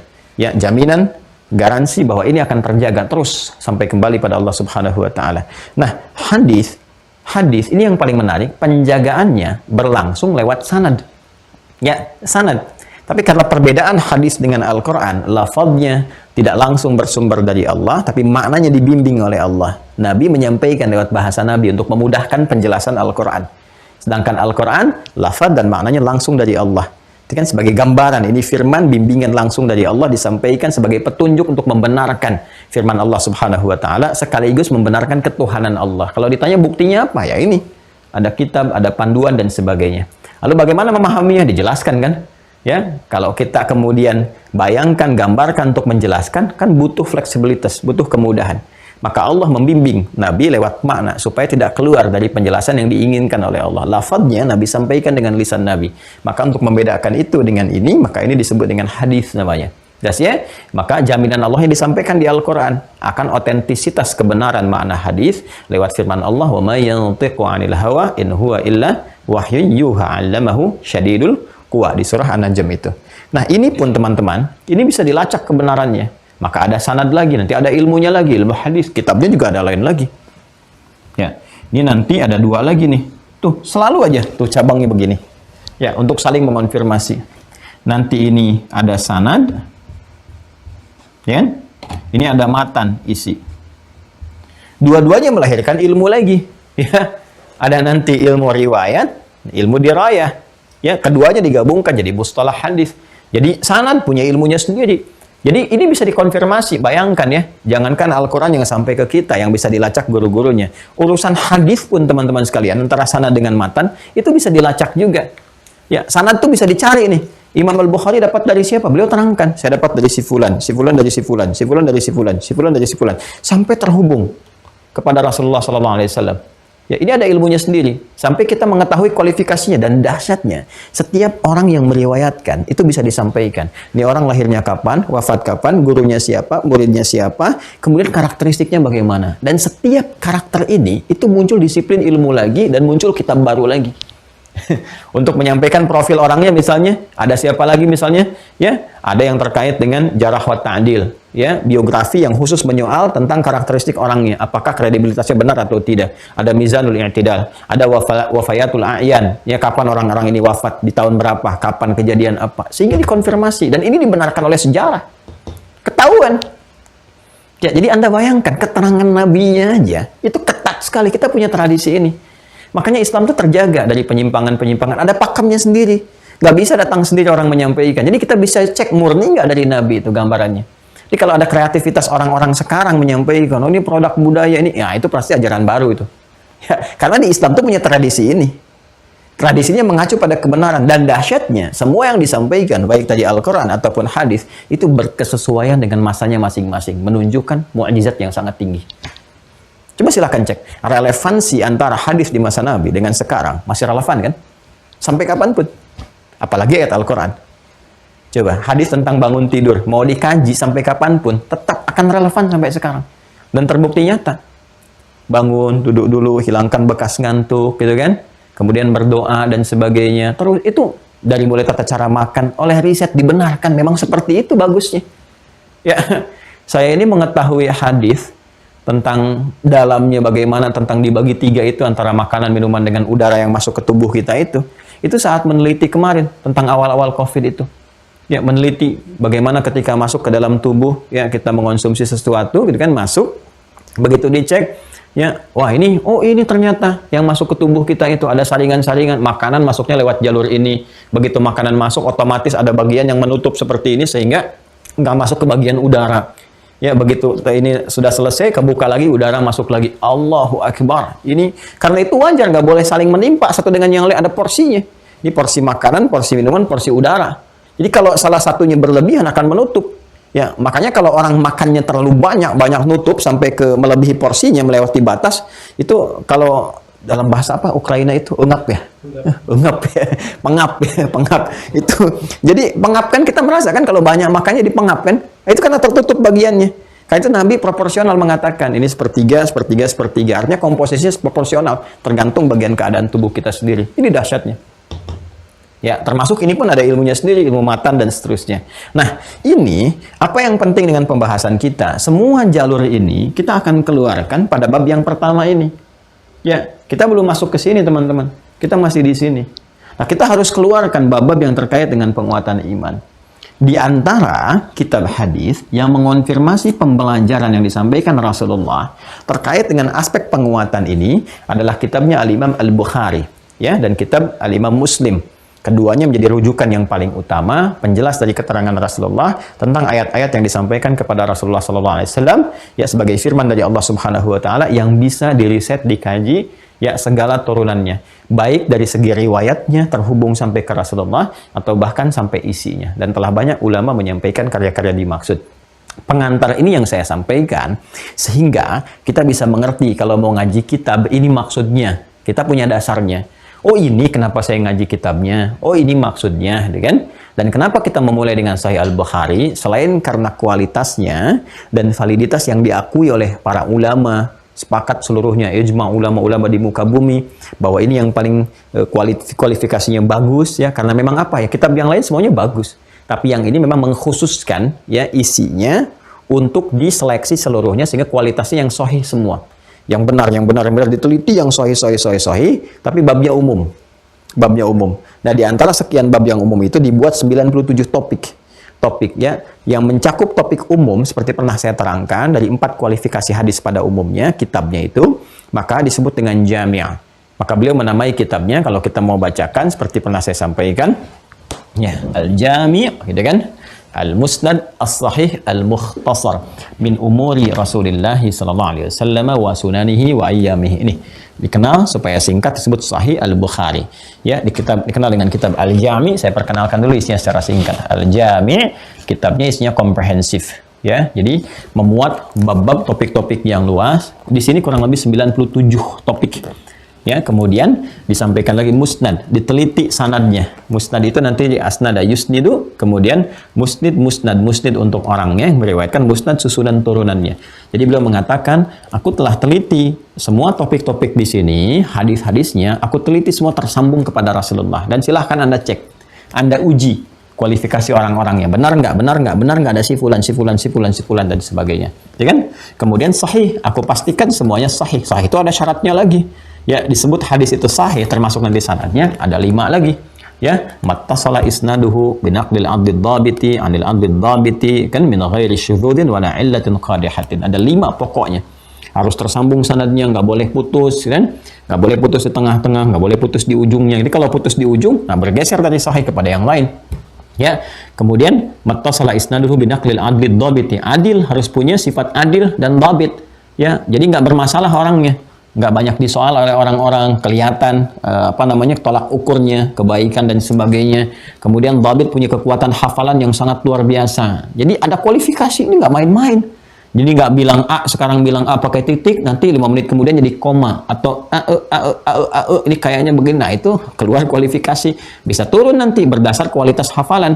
Kalau beda sedikit jadi hasan nantinya. Nanti ada muttarib, ada macam-macam. Ya, kemudian min ghairi syudzudin wala illatin qadihatin, enggak disoal banyak orang tentang perkara-perkara yang bisa menurunkan marwah dirinya atau merusak tentang keagamaannya. Ya, enggak ada pelanggaran ringan apalagi yang berat, gitu kan, pelanggaran-pelanggaran ringan. Ya, dari yang misalnya salah menatap, salah begini, salah bicara, gitu kan. Yang kadang-kadang kalau kita kan, saya pribadi suka terpeleset ya, lisan dan sebagainya, ini menjaga betul dirinya. Nah, apalagi hal-hal yang disoal oleh agama. Ya, ini ngarang-ngarang sesuatu aja, ini nggak masuk kualifikasi sehingga nggak bisa dibedakan mana hadis, mana karangan dirinya. Itu namanya diteliti keseluruhannya. Maka kata beliau, ini al-jami', gitu kan? Kemudian musnad sahih, al-mukhtasar, simple di dalamnya, nggak bertele-tele. Jadi manhajnya oleh beliau diterangkan ayatnya dulu, dikonfirmasi ayatnya, karena kan dari ayat tuh. Ya, fasenya ayat dulu, setelah ayat hadis nabinya. Ya, kalau dibutuhkan beliau keterangan sedikit, jadi kasih keterangan, nanti dibutuhkan itu diterangkan sedikit, langsung kemudian ke hadis-hadisnya. Setiap topiknya nanti banyak hadis. Setiap topiknya banyak hadis. Kemudian min umuri Rasulullah sallallahu alaihi wasallam wa sunanihi wa ayyamihi, di dalamnya terkumpul segala hal yang terkait dengan aktivitas Nabi yang bisa diakses oleh Imam Al-Bukhari. Artinya ditelusuri, diakses itu ditelusuri. Karena kan beliau nggak hidup di zaman Rasulullah. Ditelusuri dari orang-orang yang tersambung informasinya ke kehidupan Rasulullah SAW. Dicari, hidupnya dibaktikan untuk itu saja. Ya, dan kegiatan Nabi 24 jam. Dihimpun jadi 97 topik, ditulis selama 16 tahun. Ya, dimulai di Masjidil Haram, diakhiri di Masjid Nabawi sebagai hujjah beliau untuk berjumpa dengan Rasulullah SAW. Cari bekal nih, bekalnya luar biasa begini. Nah, nanti disyarah seperti saya sampaikan. Nah, dibuat 97 topik. Topik pertama kita Badul Wahyi, mengonfirmasi kenabian dulu. Jadi kalau nanti langsung tiba-tiba bahkan ditanya dari mana taunya benar itu dari Nabi. Makanya jenius Imam Al-Bukhari. Dimulai dengan kitab Badul Wahyi, menerangkan tentang mula risalah wahyu untuk meyakinkan pada kita bahwa semua topik yang disampaikan, hadis yang disampaikan dari orang yang benar kenabiannya. Dari mana taunya? Disebutkan tanda-tandanya. Tanda kebenaran Nabi itu gini, dikonfirmasiku Rasul-Rasul sebelumnya. Ya, Nabi Nuh terus sampai ke Nabi Isa alaihissalam. Ya, menjadi Nabi itu punya tanda ini secara fisikal begini, gitu kan? Ya, secara kemudian tanda-tanda kewahyuan begini, mimpi begini, macam-macam. Semua punya kesamaan. Nah, nggak mungkin beda. Semua Nabi punya tanda-tanda itu. Nanti tergantung kemuliaan di masanya diberikan kelebihan-kelebihan. Ya, semacam kalau dari awal kan Nabi Nuh sendiri itu, kan? Terus nanti ada yang disiapkan lagi masa-masa berbeda. Nabi Ibrahim dengan Nabi Ismail bahkan bersamaan dengan Nabi Ishak. Kan Nabi Ibrahim kan memberikan pembekalan, penyiapan. Biasanya kalau sebelum Nabi Muhammad itu disiapkan dulu. Ya, jadi setiap nabi itu ada penyiapannya. Nabi Ibrahim menyiapkan anaknya, Nabi Ishak, Nabi Ismail diberikan pembekalan. Ya, diberikan dulu wawasan, jalan ini, itu, dan sebagainya. Nanti Nabi Ishak ke Nabi Yakub. Nabi Yakub sejaman dengan Nabi Yusuf. Nabi Yakub membuka jalan untuk Nabi Yusuf terus ke bawah. Ya, sampai Nabi Daud dengan Sulaiman. Nabi Daud membuka jalan untuk Nabi Sulaiman. Disiapkan. Bahkan di masa Nabi Ibrahim nanti ada Nabi Lut juga. Ya, terus. Ya, sampai nanti ke Nabi Musa, ada Nabi Harun juga. Dia kan saling menyiapkan. Ya, terus yang paling menarik apa? Nabi Isa juga didahului kan oleh siapa? Nabi Yahya kan? Bahkan sebelumnya atasnya Nabi Zakaria. Nabi Yahya membuka jalan ke Nabi Isa. Ya, jadi semua Nabi dikonfirmasi, dibukain jalannya begini. Dan semua Nabi itu membuka jalan untuk Nabi Muhammad SAW. Ya kan? Nah, itu karena penyempurna dibuka dan semua turunan ada. Ya, makanya semua Nabi. Jadi Nabi Isa jangan salah, dibuka jalan dulu oleh Nabi Yahya. Nabi Yahya kan lahir duluan sebelum Nabi Isa, kan? Ya kan, dari Nabi Zakaria kan ayahnya. Nabi Zakaria dibuka jalan ke Nabi Yahya. Nabi Yahya nanti membuka jalan dulu untuk Nabi Isa alaihissalam. Nabi Isa masuk, risalah disampaikan. Terus semua begitu. Kalau tarik ke atas juga begitu. Nabi Harun dengan Nabi Musa alaihissalam, kan? Kemudian siapa lagi terus ke atas? Nabi Daud dengan Nabi Sulaiman, ayah anak dan seterusnya. Ada yang kerabat, saudara, kan? Isa dengan Nabi Harun kan saudara juga kalau ditariknya. Kalau tarik ke atas, ya, tarik ke atas ya terus sampai ke keluarga Imrannya. Kalau mau ditarik ke atasnya Nabi Isa anaknya Sayyidah Maryam alaihissalam. Maryam anaknya siapa? Imran, ya, Imran bin Matan. Kemudian menikah dengan siapa? Hanna punya saudaranya namanya Elisobat itu menikah dengan siapa? Nabi Zakaria. Nanti melahirkan siapa? Nabi Yahya. Nah, jadi saudaraan tuh kalau tarik ke atas, dibuka jalan. Ke atas juga sama. Nabi Musa dengan Nabi Harun saudaraan juga. Terus ke atas tuh. Ya, ada yang ayah anak seperti Nabi Yakub, ya, dan ke bawahnya Nabi Yusuf, ya, Nabi Ishak ke atasnya dengan Nabi Ibrahim, Nabi Ismail dengan Nabi Ibrahim. Terus ada yang Nabi Ibrahim dengan Nabi Lut. Bersamaan semua. Dan semua Nabi Rasul itu menjadi pembuka risalah untuk Nabi Muhammad SAW. Dan bisa dilacak semua itu kesempurnaan Nabi Muhammad. Jadi semua seperti itu teman-teman sekalian. Sampai nanti tersambung ke kita. Punya tanda yang sama, maka pembukanya kita Badul Wahyi. Kalau kita udah yakin, udah belajar itu terkonfirmasikan, nanti babnya ada sendiri, pelajari, oh gini. Jadi gampang aja kalau ada yang ngaku-ngaku Nabi, Rasul, lihat nih. Wah, dari wajahnya udah kelihatan bukan Nabi. Kan dari wajahnya udah kelihatan. Dari kata-katanya, masa Nabi begini, masa Nabi memprovokasi, masa Nabi kata-katanya kotor dan sebagainya, kan? Masa Nabi ngajak kepada keburukan. Dan masa Nabi ngajak kepada celaan-celaan yang buruk, ya hilang akhlak, kayak ini nggak mungkin. Udah dari wajahnya udah kelihatan, bukan Nabi ini mah. Dan udah, makanya kata Nabi, lah Nabi ya Pak, nggak ada Nabi lah, udah tepiin aja gitu. Tanda-tandanya sudah jelas. Nah kalau udah yakin seperti itu, oh yakin dari Muhammad Nabi Rasul, cirinya begini, dikonfirmasi oleh sejarah, muncul kitab sirah, muncul macam-macam, dan dari setiap eranya itu selalu ada sejarah menerangkan. Silakan cek setiap eranya. Ada yang dibikin nazam, dibikin syair, ya macam-macam terus kan. Yang syair itu kayak diba, itu kan syair yang menjelaskan tentang Nabi dan sebagainya. Ada di kitab dulu sampai kekinian. Tidak ada setiap masa kecuali ada dai-dai Ya, ulama-ulama, penulis-penulis yang diantara mereka menulis kitab sirah. Ya, untuk mengonfirmasi. Jadi uniknya setiap masa pun mengonfirmasi kebenaran risalah nabinya. Ini kesini, dan sebagainya. Untuk membuktikan kepada setiap masa, ini kebenaran risalah Nabi Muhammad SAW. Silahkan cek. Ya, di setiap masa ada kitab-kitab baru. Kitab ini. Ada aja buku yang nulis. Bahkan secara parsial ditulis. Ya, bahkan sampai humornya Nabi dibikin buku sendiri. Ini humornya Nabi, ini kemuliaan Nabi, tanda-tanda Nabi. Macam-macam deh. Ya, sampai penulis kitab hadis juga ada. Syama'il Muhammadiyahnya karya Imam At-Tirmidzi, ya bahkan yang menyampaikan dakwah saja, ceramah itu tentang Nabi lewat lisan, itu oleh jamaahnya juga dikumpulkan jadi buku lagi. Seperti Syekh Syarawi kan, beliau kan nggak menulis kitab tentang Nabi, tapi menyampaikan tentang gambaran risalah kehidupan Nabi dari ceramahnya itu ditulis jadi buku. As-Sirah An-Nabawiyah. Ada di sini kalau nggak saya keliru tuh. Ya, bismillah, ini dia nih. Nah, kan ada ini ya. Nah, ini nih. Ini kitab bagus nih, teman-teman sekalian. Tuh. Nanti Ar-Rahiqul Maktumnya Syekh Mubarak Furi itu bagus juga, dapat penghargaan malah. Jadi kan keyakinannya macam-macam lah. Ya, jadi setiap masa terkonfirmasi semuanya. Artinya apa? Udah yakin nih, udah benar. Nabi Muhammad benar, tandanya ada, sejarah membuktikan kebenarannya, rumah tempat lahirnya masih ada, tempat berumah tangganya ada, perjalanan sejarahnya disampaikan, kurang apa lagi? Jelas kan? Ya kan? Dikonfirmasi semuanya, dijelaskan semua karakteristiknya. Berarti udah yakin. Kalau sudah yakin, benar ini Nabi, ini Rasul, tinggal lihat apa ajarannya. Maka ajaran pertama dibuka oleh beliau di kitab yang kedua dari 97 topik disebut dengan Kitabul Iman. Ya, topik pembahasan yang menerangkan tentang apa? Tentang iman. Nah, kalau tentang iman pasti bahas yang ini. Kalau bahas yang ini berarti fase awal kenabian. Kalau fase awal kenabian berarti menerangkan tentang ayat-ayat Quran yang turun untuk menguatkan iman. Inilah hadis-hadis ajaran Nabi yang coba kita dalami, sehingga dengan itu diharapkan kualitas keimanan kita bisa didapatkan hasilnya seperti orang-orang dulu yang hebat-hebat itu. Yang disogok, dia tolak. Ya kan? Sampai dipersekusi, dia tetap bilang ahad, ahad, ahad, ahad. Dibawa kemanapun, dia bergerak dengan keimanannya. Itu indah. Nah, kitab yang kita jadikan acuan Al-Imam Al-Bukhari, saya ambil yang ini dulu, yang pertengahan, Khairul Umur Awsatuha, ya. Dan ini dikonfirmasi juga Imam Ibnul Jauzi, ya. Ini insya Allah diambil dari manuskripnya deh. Jadi ada manuskripnya. Kemudian kita sampaikan halaman 20 kalau saya tidak keliru. Karena saya pernah bahasnya di Masjid Nurul Bahri dulu di Kelapa Gading, ya. Kitabnya pakai yang ini.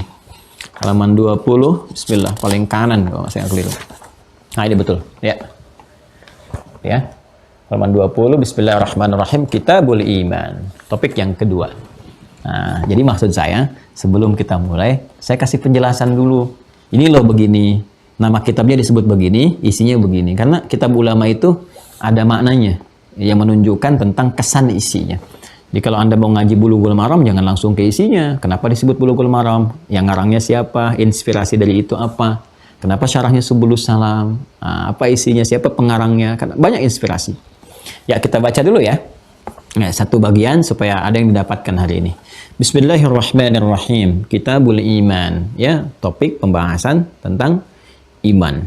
Seperti saya sampaikan tadi, manhaj atau metodologi Al-Imam Al-Bukhari yang menjelaskan tentang isi kitab beliau ini. Jadi beliau nanti cantumkan ayat Qur'annya dulu.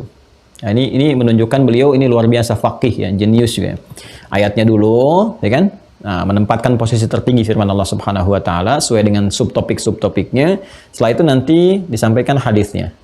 Kalau dibutuhkan keterangan singkat padat, ya. Kadang-kadang nanti dalam hal tertentu dijelaskan qaul sahabatnya. Ya, aqwal ulama dari kalangan sahabat tabi'in yang sampai ke masa beliau.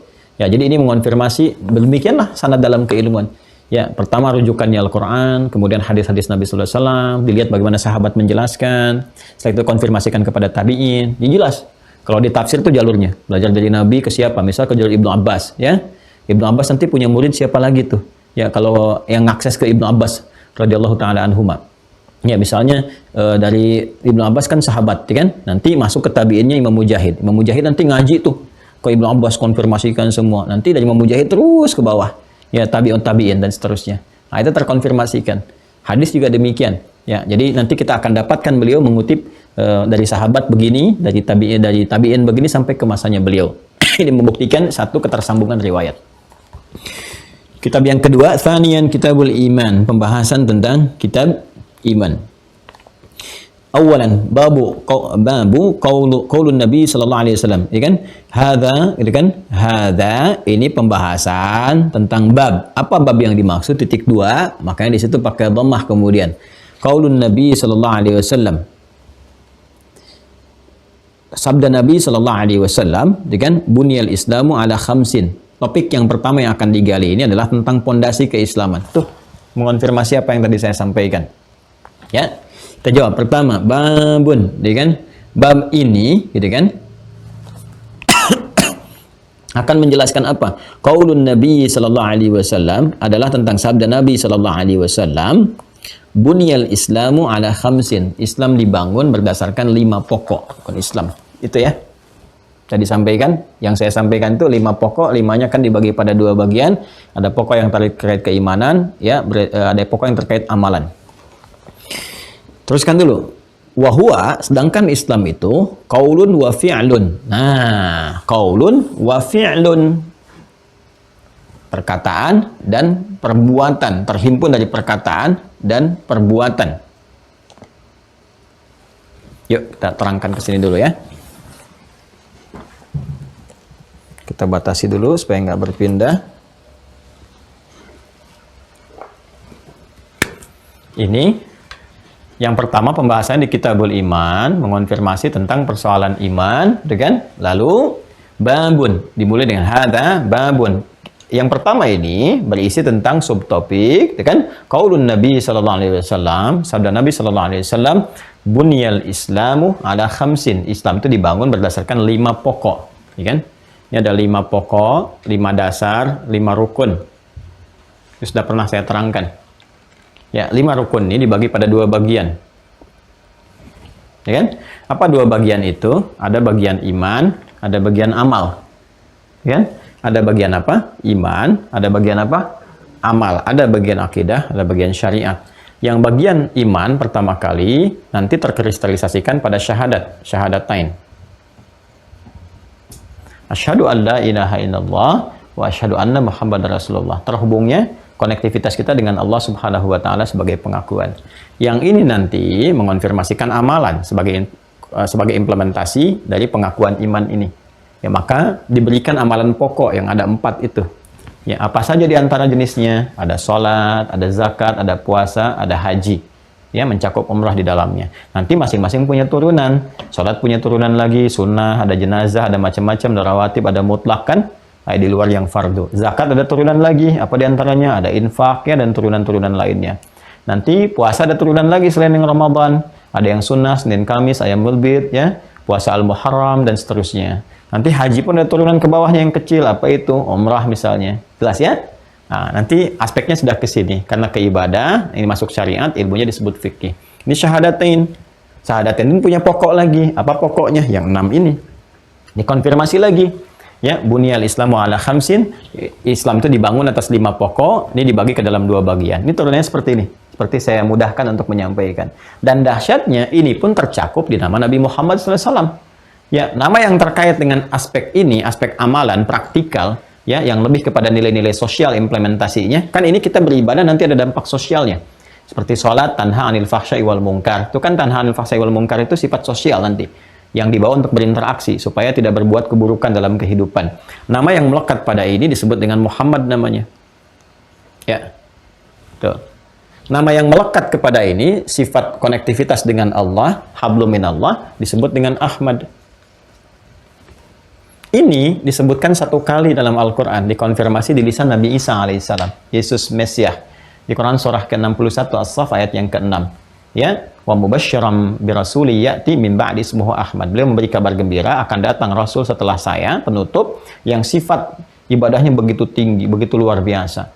Ya, apalagi sifat sosial ini sudah diketahui, dan Nabi Isa itu memiliki kesamaan di sifat sosial, sifat kasih. Makanya ajakan beliau ajakan kasih, ajarannya ajaran sayang. Nabi Muhammad tinggi. Ya, punya nilai kasih, punya nilai sayang yang sangat luar biasa. Jangankan manusia, hewan tumbuhan demikian. Nah, makanya ada sebagian menduga Nabi Isa Nabi terakhir. Karena ada keserupaan dengan berita-berita di kitab sebelumnya, punya sifat kasih yang dalam, kasih sayangnya dan sebagainya. Dikonfirmasi Nabi Isa, bukan saya. Itu lebih dahsyat lagi. Di aspek apa? Nih, aspek Ahmad. Aspek penyembahan kepada Allahnya. Walaupun dijamin masuk surga, masih sholatnya Masya Allah, sampai kakinya bengkak, sampai luar biasa sedekahnya macam-macam. Ini disebutkan sekali. Ya kan? Nah, ini nama Muhammad 4 kali disebutkan di Al-Quran. Surah ketiga, Ali Imran, ayat 144.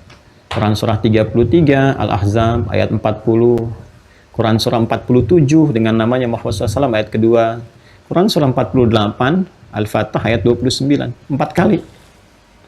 4 tambah 1 berapa? 5. Rukun Islam berapa? 5. Pokoknya berapa? 5. Pembagiannya berapa? 1 dan 4. Itu kan? Kesini syahadatnya berapa? 1 yang diucapkan. Pokok ininya berapa? 4. Turunannya kesini berapa? 6. Semua nyambung. Nyambung, Masya Allah, gitu kan. Masya Allah. Nah, wahwa qaulun wa fi'lun. Sedangkan intisari dari keislaman yang ada pada pokok iman itu harus ada pembuktian perkataan dan perbuatan. Tadi saya menyebutkan dengan umum saja, sedangkan Islam itu yang saya maksudkan dengan perkataan saya tadi, sedangkan Islam yang terkonfirmasi pada nilai keimanan itu, nilai syahadat itu, ini. Karena yang dibahas kitabul imannya, ya. Ini kita simpan, pokoknya diteruskan oleh Imam Al-Bukhari, ya kan? Wahwa, sedangkan implementasi dari keislaman itu, tadi kan bunyal Islamu ala khamsin. Kalau kita sampai situ saja, maka nanti bisa diterjemahkan wahwanya ke Islam. Yang dimaksud di sini adalah wahwa, sedangkan implementasi dari keislaman itu 5 pokok keislaman, bunyal Islamu ala khamsin, yang pokok ininya, nilai syahadatnya dan nilai keimanannya, wahwa, sedangkan iman itu sebagai implementasi pertama dari keislaman, qaulun wa fi'lun. Qaulun wa fi'lun. Sebagaimana Islam, iman dan amal, maka imannya pun harus mencakup qaulun wa fi'lun. Pertama kali dibuka, rukun yang pertama ini yaitu syahadatain yang menunjukkan komitmen keimanan itu, ya pertama kali diwujudkannya dalam bentuk qaulun, perkataan. Makanya kalau kita melihat orang masuk Islam, ya kan, dimulai dengan apa? Dengan qaul kan, dengan perkataan. Ya kan? Asyhadu an la ilaha illallah wa asyhadu anna Muhammadan Rasulullah. Ini qaulun namanya. Qaul itu perkataan. Kalau ke Nabi biasanya kita bedakan dengan sabda. Kalau ke Allah kita bedakan dengan firman. Itu di bahasa kita. Kalau di bahasa Arab semua dicakup dengan kata qaul. Qala Allah Ta'ala, qala Rasulullah sallallahu alaihi wasallam, qala al-imamu kadza kadza kadza wa kadza. Ya kan? Maka dimulai dengan perkataan. Nah, sebagai pembuktian awal. Kita pun dalam kandungan semua mengatakan. Ini Quran surah ke-7 ayat 172. Ya, kan yang dikonfirmasi oleh kita apa? Qalu bala syahidna, dari kata qaul dulu. Wa idz akhadha rabbuka min bani adama min zuhurihim dzurriyyatahum wa asyhadahum ala anfusihim alastu bi rabbikum qalu. Nah, qalu ini qaul. Bala syahidna.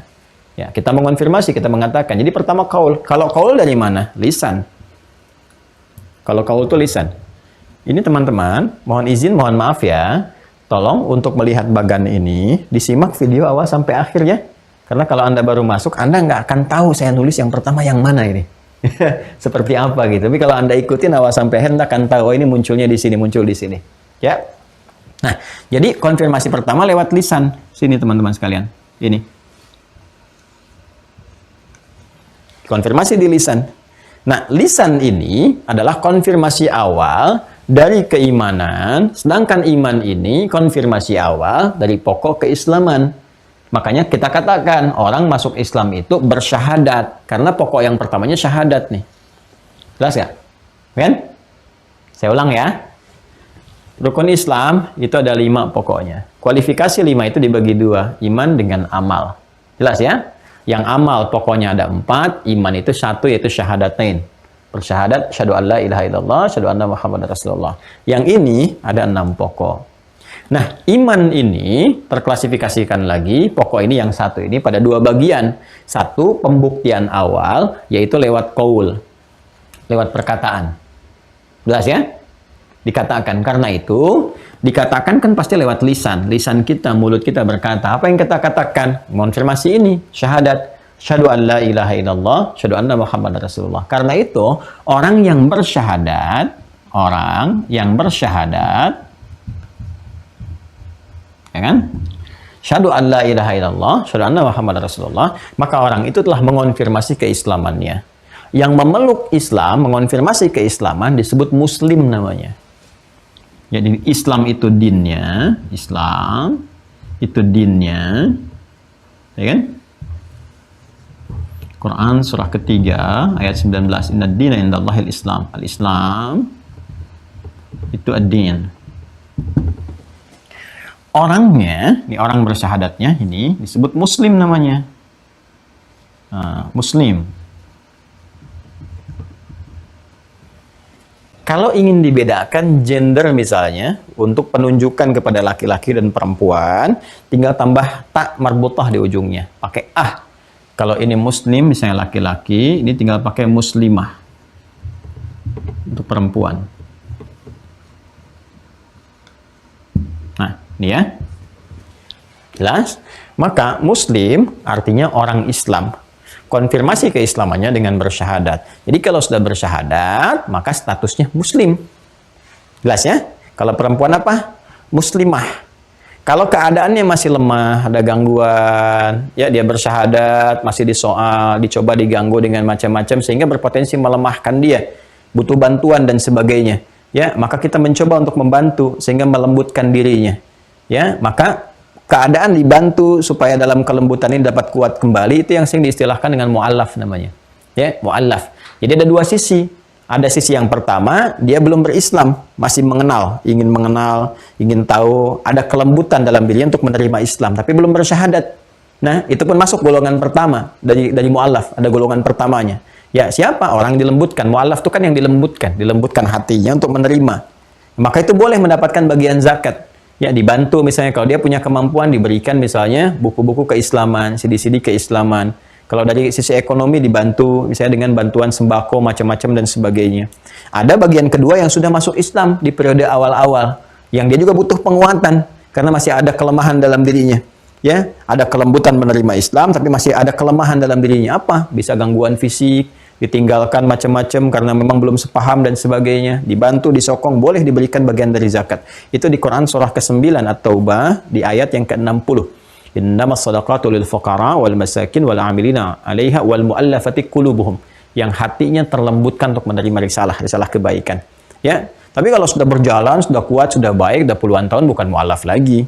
Bapak saya mu'allaf, Pak. Oh, Masya Allah. Kapan masuk Islamnya? Oh, udah 20 tahun yang lalu. Bukan mu'allaf, udah muslim. Ya.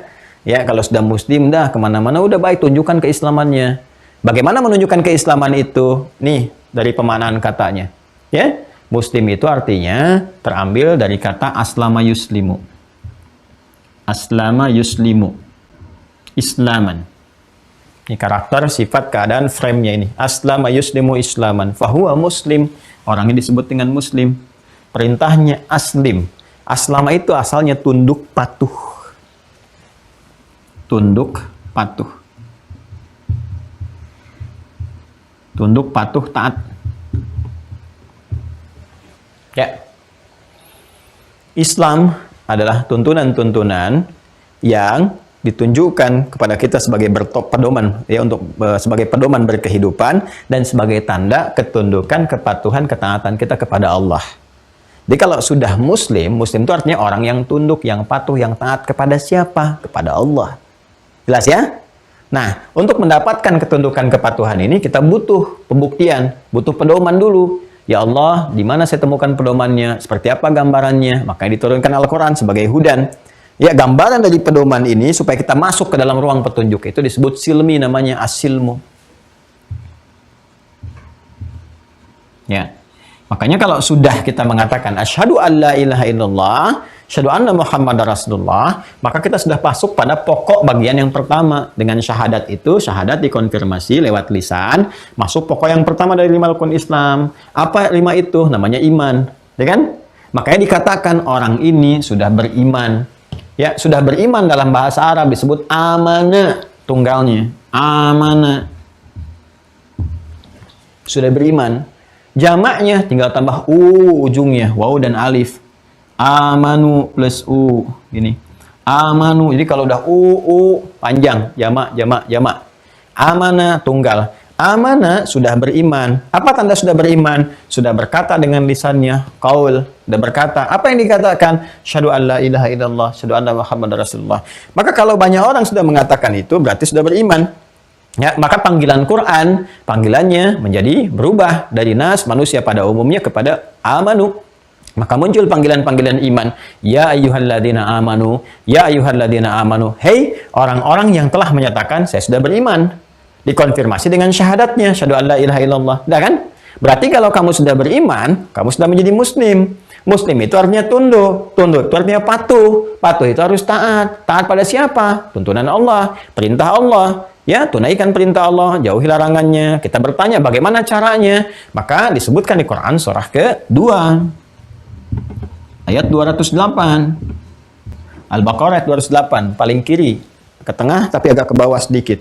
Ya ayyuhalladzina amanu, hai semua orang yang telah menyatakan diri beriman, sudah bersyahadat, sudah mengatakan di lisannya, gitu kan? Udkhulu fis silmi, bukan fil Islam.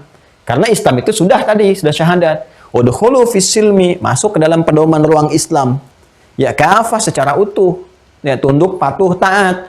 Ya, matanya kalau sudah berislam, lihat bimbingan bagaimana dengan untuk melihat menggunakan fungsi mata. Lisan kalau sudah berislam kan sudah beriman tuh. Ya, harus dibuktikan keimanannya. Maka lisan beriman tuh harus ada cahaya iman membimbing, ada bimbingan, ada pedoman dan sebagainya. Maka diturunkanlah Al-Qur'an untuk membimbing kita, dijelaskan oleh hadis-hadis Nabi sallallahu alaihi wasallam. Maka dibuktikan oleh kita lewat implementasi dari iman itu. Dari mana kemudian bisa dibuktikannya? Lewat perilaku. Ya kan nggak mungkin kalau cuman ya beriman, buktinya apa? Kan tadi harus tunduk, patuh, taat, masuk ke dalam ruang pembuktian. Di sini nanti ada petunjuk. Petunjuknya disebut hudan. Hudannya dalam Al-Qur'an. Al-Qur'an dijelaskan lewat hadis, ya kan? Hadis jadi tuntunan, disebut dengan sunnah. Tuh. Ya. Sunnah kan diikuti itu kan jadi perilaku. Ya, ittiba jadi perilaku. Perilaku itu disebut dengan amal. Nama lain dari amal itu fa'al. Ya, fi'lun. Ya kan? Ya, ini jadi perbuatan mengonfirmasi iman. Karena itu ketika kita mengatakan saya beriman, patuh ya, tunduk ya. Bagaimana patuhnya? Dari ujung kepala sampai ujung kaki. Dari mata, gimana mata melihat? Dikonfirmasi imannya dulu, disebutkan iman. Quran surah ke-24. An-Nur ayat 30, qul lil mu'minina, katakan pada orang-orang yang sudah beriman, yaghuddu min absarihim. Ini imannya membimbing dia, palingkan dari yang tidak bagus. Kualifikasi yang tidak bagus tuh ini, palingkan. Yang bagus silahkan lihat, yang menguatkan iman. Sampai ke ujung kaki, ini ada panduan. Ya kan? Nah, karena ini ada panduan, mesti ada pembuktian dari komitmen ini. Pembuktiannya lewat apa? Lewat perbuatan, fi'lun, amalun. Ini yang akan dicatat untuk pembuktian iman kita sampai kembali kepada Allah. Karena itu di Al-Quran dikatakan, فَمَنْ يَعْمَلْ مِثْقَالَ ذَرَّةٍ خَيْرًا يَرَهُ وَمَنْ يَعْمَلْ مِثْقَالَ ذَرَّةٍ شَرًّا يَرَهُ. Dan di sini Al-Imam Al-Bukhari mengatakan, wahwa iman itu komitmennya qaulun wa fi'lun. Nih, balik ke kitab tadi, di halaman 20 tadi. Wahwa, sedangkan implementasi dari keimanan itu qaulun, pertama kali dikatakan, lalu wa fi'lun, dibuktikan lewat perbuatan. Jadi orang beriman itu memang harus ada pembuktian dari keimanannya. Ya, dan pembuktian keimanan lewat perbuatan itu nanti akan diuji lewat apa? Nanti ada ibadah di sini untuk menguji benar nggak beriman. Maka diperintahkan sholat untuk mengonfirmasi ada iman nggak. Diperintahkan oleh Allah benar nggak tunduk, benar nggak patuh. Pertama aspek ibadah dulu. Jangan-jangan nanti diminta untuk membuktikan, kita nggak bisa buktikan. Bukan kita, ada yang nggak bisa buktikan. Tapi mengaku beriman, maka bermasalah imannya. Maka muncul kualifikasi di situ. Ada lemah iman, ya kan? Apa penyebabnya? Apakah karena penyakit? Penyakitnya karena maksiat? Atau karena dunia? Atau karena yang lain? Nanti dirinci lagi. Ya, iman tempatnya di mana? Iman di kolbu kan? Yang pernah kita bahas. Ya, iman itu turun lagi ke bawah nih. Masya Allah. Turun ke bawah lagi. Ya, ada apa? Ada nafas, an-nafas. Di nafas ada apa? Di sini ada takwa. Ini jiwa iman ada di sini. Di sini ada fujur. Ini katalisnya. Nafas ada di mana ruang ini? Ada di kolbu. Ya, al-qalbu. Kolbu ada di mana? Ada di sudur, di sodron, jamannya sudur. No, di sini. Maka perkataan ini, asyhadu an la ilaha illallah wa asyhadu anna Muhammadar Rasulullah, begitu diucapkan harus tembus ke sini. Nah, mengonfirmasi jiwa takwanya. Ini akan mensupport nih nilai keimanan supaya naik. Jiwa takwa ini. Di takwa ini akan ditembuskan dari nafas kepada kolbu, kolbu kepada sadrun, dari sadrun terjemahkan, diikat oleh akal kita, diperintahkan sepersekian detik ke dalam bagian tubuh kita untuk diekspresikan dengan kuasa Allah cepat sekali terjadinya. Karena itu kita akan dapati korelasi antara iman dalam Al-Quran, kemudian takwa, ya, kan nanti begitu diucapkan qaulun, imannya dari lisan nanti kan, diucapkan, tembusnya ke sini kan, ke jiwa takwa. Adanya di mana? Di jiwa. Jiwa itu apa? Nafas. Tempat nafas di mana? Di kolbu. Makanya disebutkan jiwa takwa ini adanya di kolbu. Kolbu. Ya, sisi terluarnya disebut sadrun, jamaknya sudur. Sudurun. Nah. Begitu diucapkan, ini harus sampai ke sini. Nanti dari sini diberikan perintah untuk mengonfirmasi benar nih imannya. Ya, maka distimulus lewat apa? Lewat amalan. Diperintahkan oleh Allah, salat ya. Nah, nanti dicek, betul nggak nyampe ke sini sinyalnya? Ya, begitu betul, sepersekian detik tuh diperintahkan tembus ke sini, ke sini, ke sini. Dari sini ke amalan, ke jawarih, ke perilaku kita. Maka dibuktikan lewat apa? Lewat amal. Konfirmasi takwa itu nanti ada pada amal. Amal yang bersumber dari iman disebut saleh, maka muncul istilah amal saleh. Karena itu perpaduan tiga ini sering ditunjukkan oleh Al-Quran di dalam ayat-ayat firman-firman Allah untuk mengonfirmasi satu dengan yang lainnya. Ya, pembuka hudannya pun disebutkan. Ya, coba lihat di Al-Baqarah pertama kali ya. Setelah alif lam mim, selanjutnya apa? Dzalikal kitab, Al-Quran. La raiba fi. Hudan untuk siapa? Lil muttaqin, orang takwa. Siapa orang takwa itu? Alladzina yu'minuna bil ghaib, iman. Iman harus diuji lewat apa? Amal soleh. Wa yuqimunas shalah. Wa mimma razaqnahum yunfiqun. Semua saling mengonfirmasi. Ya kan? Nah, ini amal soleh ini. Inilah fi'lun. Yang mengonfirmasi qaulun. Iman yang benar dari lisan turun ke hati. Seperti cinta dari mata turun ke hati. Ya kan? Iman dari lisan turun ke hati.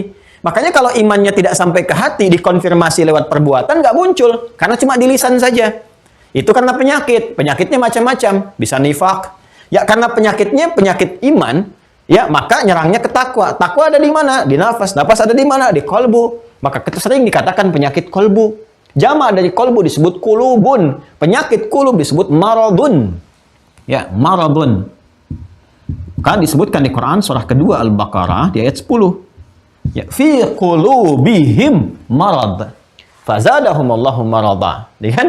Apa yang menyebabkan penyakit ini? Banyak nanti. Di antaranya apa? Ya, diikuti provokasi setan. Provokasinya kemana? Setan provokasi ke sifat fujur. Fujur ada di mana? Ada di nafas. Ketika diprovokasi, berdiri sendiri. Nafas memerintahkan. Ya, perintah disebut ammar. Terus memerintahkan disebut ammar. Membawa karakter disebut ammarah. Karena ini sifatnya kalau berdiri sendiri jadi jelek, maka perbuatan yang jelek disebut su. Maka dari sini memerintahkan kepada su. Nih, nggak lewat takwa ke sini. Su, terus. Ammaratum bisu. Maka disebutkan di Quran surah ke-12 dikonfirmasi. Ayat 53. Wa ma ubarri'u nafsi innan nafsa la'ammaratum bisu illa ma rahima rabbi. Ya, itu persoalan pertama. Siapa yang memprovokasi ini? Setan. Kita udah lengkapi pembahasan tentang setan. Dari asal-usul, cara kerja, sampai akhir tragisnya.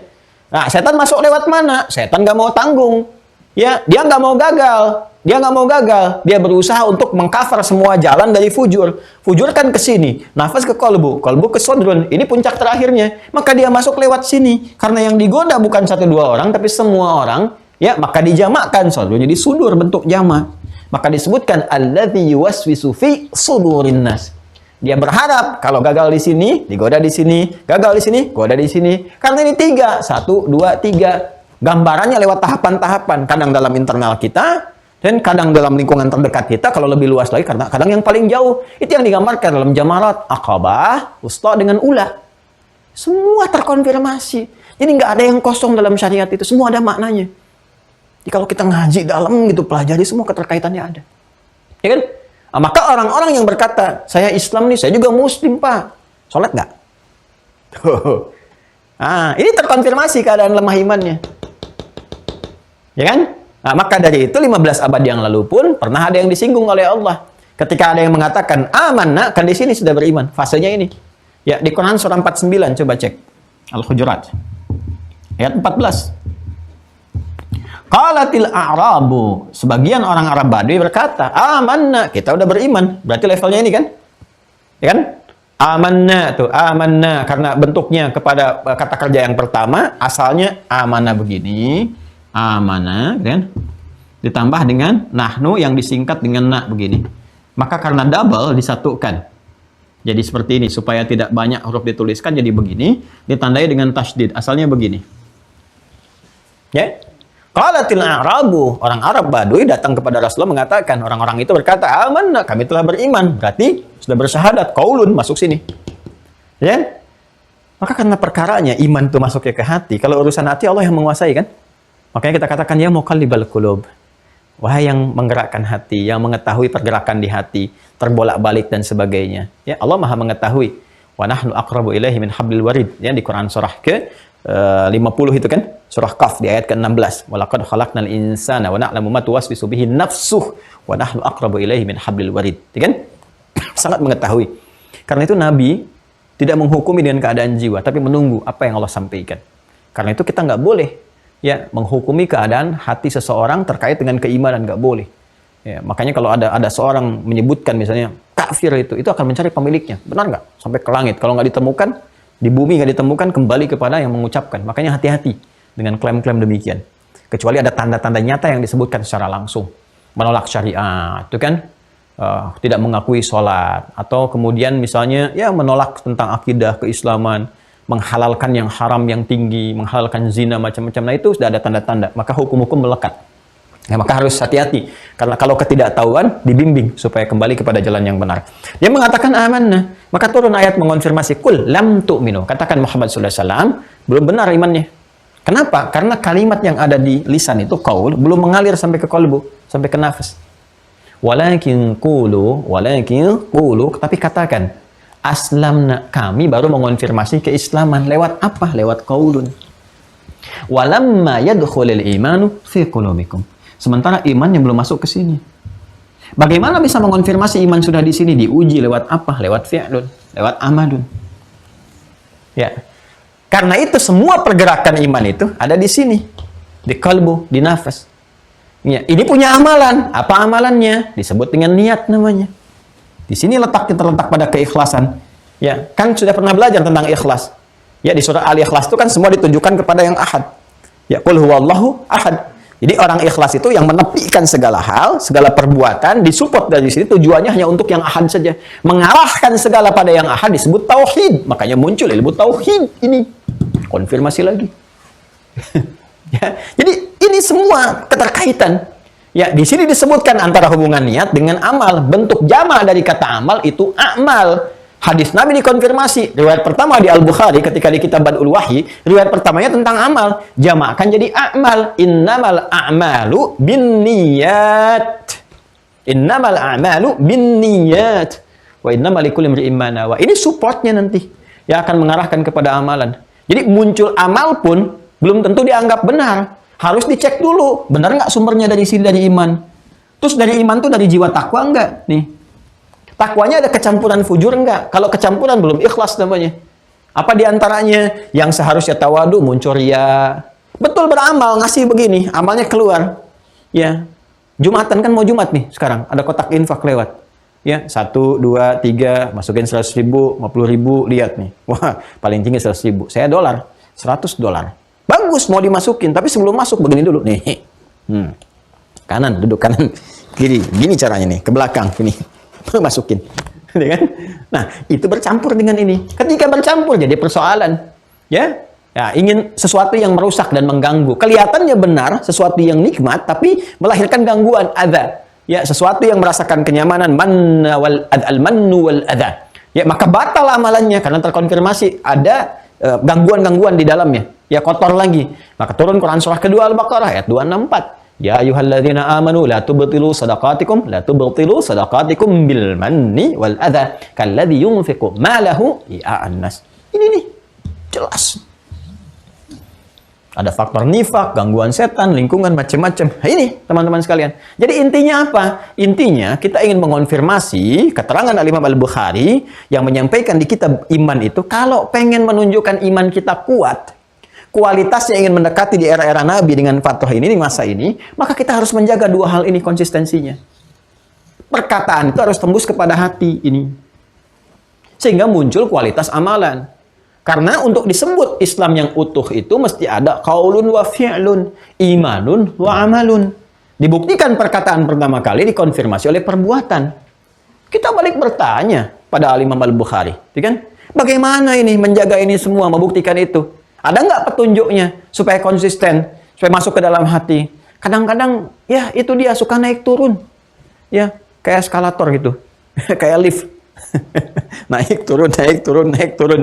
Kan bahkan kadang kayak ada roller coaster gitu, udah naiknya lambat, turunnya cepat. Naiknya lambat, berangkat latihan tahajud, gitu, tapi turunnya tiba-tiba cepat. Ya, gagal dalam pekerjaan sekali udah hilang tahajudnya. Padahal awal-awal tahajud. Mau ujian, Masya Allah, tahajud. Udah dikasih wisuda, lupa. Dibawa mabok. Kan diajak lingkungan macam-macam. Padahal awalnya tahajud, puasa. Kenapa ujungnya jadi maksiat? Kayak roller coaster kan? Kata Imam Al-Bukhari, nah itu udah saya bahas. Kalau dilanjutkan kalimatnya, kita akan menghafal ini. Ya, wa huwa qaulun wa fi'lun wa yazidu wa yanqusu, ya kan? Kita teruskan. Ini betul. Wa huwa qaulun wa fi'lun wa yazidu wa yanqusu. Ya betul kata Imam Al-Bukhari. Iman itu memang pertama pembuktian lewat perkataan, dikonfirmasi lewat perbuatan. Cuma engkau harus sadar karena sifatnya tadi ada gangguan dan ada support juga dari malaikat, kan simpulnya udah kita bahas sebelumnya. Makanya sebelum ngaji kita bahas dulu simpulnya. Wa yazidu, kadang dia naik. Kuat tuh kalau udah kuat tuh Masya Allah. Jangankan yang fardu, yang sunnah diburu. Ya, jangankan merasa tenang dengan yang fardu, ketinggalan sunnah bisa gelisah. Wah kelihatan nih kalau lagi Ramadan tuh jangankan ngejar sholat maghrib, sholat isya, tarawih dikejar-kejar, nyimpan sajadah tuh. Ya, sampai ada perdebatan di kalangan emak-emak untuk memperebutkan saf untuk tarawih. Sedangkan tarawih sunnah, itu kan? Bagaimana semangat untuk kejar tadarusan dan sebagainya. Nah, kata Imam Al-Bukhari, ya mengonfirmasi dari hadis-hadis Nabi SAW, wa yazidu wa yanqusu. Tapi jangan salah kata beliau, iman itu dinamis. Ada pengaruh-pengaruh yazid wa yanqus. Kadang naik, kadang turun. Kadang kuat, kadang lemah. Yazid itu naik, tambah, yanqus turun. Ya, tambah, yanqus berkurang. Tambah lawannya kurang, naik lawannya turun, kuat lawannya lemah. Ya, yazidu bisa diartikan naik atau bertambah atau kuat, wa yanqusu bisa melemah, bisa turun, bisa berkurang. Penyebabnya macam-macam. Ya, tadi yang saya sampaikan pembukanya. Bisa jadi melemah itu karena mengikuti was-was setan, karena dorongan nafsu atau pengaruh-pengaruh lingkungan di sekitaran. Ya, kata Nabi itu kan fa'abawahu yuhawidani au yunassirani au yumajjisani, karena salah bergaul, kan? Mengikuti arahan nafsu, mengikuti provokasi setan dan sebagainya. Atau naik tuh karena bergaul dengan orang-orang yang benar, suhbatus salihin, bergaul dengan orang-orang saleh, ya. Makanya Al-Imam An-Nawawi ngarang kitab Al-Imam An-Nawawi Riyadhus Shalihin, taman orang-orang saleh itu. Ya, kurang lebih 1896 hadis kurang lebih yang ada di situ. Ya, setelah Al-Arba'in 42 hadis untuk pokok-pokoknya. Nah, jadi teruskan. Nah, tadi saya sampaikan, kita balik bertanya, ya Imam Al-Bukhari, sampaikan informasi kepada kami. Gimana caranya kita? Ada nggak petunjuk dari Nabi SAW, cara naikin supaya stabil imannya kuat, kan? Kemudian kita jaga supaya nggak turun, supaya nggak melemah. Maka diteruskan oleh beliau. Konfirmasi dari hadis Nabi SAW sebelumnya adalah ayat-ayat Al-Quran dulu. Maka tadi saya sampaikan manhaj beliau, sampaikan ayat Qurannya. Teruskan, qala Allah Ta'ala. Baik ya, Allah Subhanahu wa Ta'ala berfirman, memberikan gambaran kepada kita di surah Al-Fatah. Ya, surah ke-48 ayat yang keempat. Liyazdadu imanan ma'a imanihim. Ya, supaya kami tambahkan terus keimanan-keimanan mereka. Jadi ada isyarat dalam Al-Quran, amalan-amalan yang terus menguatkan iman. menambah iman. Supaya nanti dengan iman bertambah itu ada tipsnya. Ya, ada petunjuk-petunjuknya. Ini isyarat dulu yang beliau sampaikan. Juga teruskan wazidnahum huda. Kami tambahkan dengan iman itu hudan, petunjuk, itu terkonfirmasi itu. Jalur yang tadi itu. Ya, dari iman terus ditambahkan petunjuk, nanti dari petunjuk adalah kebahagiaan. Ulaika ala hudan min rabbihim wa ulaika humul muflihun. Kemudian di surah Maryam ayat 76 juga kita dapatkan, wa yazidullahu alladziina ihtadau huda. Allah akan tambahkan orang-orang yang sering kali mengerjakan satu hal dari petunjuk-petunjuk Allah itu, tambahkan hudannya. Sedangkan hudan ciri orang beriman. Dalikal kitabu la raiba fi hudan lil muttaqin. Siapa muttaqin? Alladziina yu'minuna bil ghaib. Kemudian juga Quran surah Muhammad SAW. Ya, surah 47 ayat ke-17. Walladzina ihtadau zadahum hudaw wa atahum taqwahum. Kemudian Quran surah wa qauluhu wa yazdadal ladzina amanu imana. Al-Mudaththir ayat 35. Ya, juga wa qauluhu di At-Taubah ayat 124 ayyukum zadatu hadhihi imana, ya. Fa ammal ladzina amanu fazadathum imana. Wa qauluhu jalla dzikruhu, dan juga firman Allah Subhanahu wa taala Ali Imran ayat 173. Fakhshawhum fazadahum imana. Wa qauluhu ta'ala, dan firman Allah Subhanahu wa taala Al-Ahzab ayat 22. Wa ma zadahum illa imanan wa taslima. Ya, kalau mau kita tambahkan lagi, ya belum dicantumkan di sini, misalnya Quran surah ke-8 Al-Anfal. Ya, di ayat keberapa? Ayat kedua. Innamal mu'minuna alladzina ya idza dzukirallahu wajilat qulubuhum wa idza tuliyat 'alaihim ayatuhu zadatuhum imana wa 'ala rabbihim yatawakkalun. Semua ayat-ayat yang disebutkan ini, dicantumkan di kitab ini, ingin mengonfirmasi petunjuk pertama dari Al-Quran dulu. Ini manhaj Al-Imam Al-Bukhari.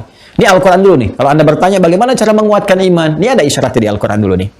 Ya, nih Allah memberikan clue, ya, isyarat kunci-kunci dari sini supaya imannya ditambah, dikuatkan, sehingga dengan kuat iman dapat petunjuk. Dengan dapat petunjuk amal meningkat. Dengan amal meningkat dapat petunjuk, kebahagiaan diraih. Ulaika ala hudam mir rabbihim wa ulaika humul muflihun. Kalimat ini kan muncul setelah ada amalan. Itu kan ayat kelima. Ayat 4 dan 3-nya kan amalan. Alladzina yu'minuna bil ghaib, konfirmasi iman. Wa yuqimunas shalah, amal. Wa mimma razaqnahum yunfiqun, amal. Walladzina yu'minuna bima unzila ilaik, konfirmasi iman dan amal sekaligus, ya kan? Wa ma unzila min qablik wa bil akhirati hum yuqinun. Setelah itu semua apa? Ulaika ala hudam mir rabbihim. Setelah itu wa ulaika humul muflihun. Semua keterkaitan. Allahu akbar. Coba, saya itu sering kali suka merenung juga dan bermohon kepada Allah itu, ya kurang detil apa lagi gitu ya dalam Islam itu, pembuktiannya butuh apa lagi, semua terkonfirmasikan, la ilaha illallah itu ya, la ilaha illallah, la ilaha illallah, terkonfirmasi semua dari ilmu, dari wahyu, dari hadis, dari semuanya, dari pembuktian.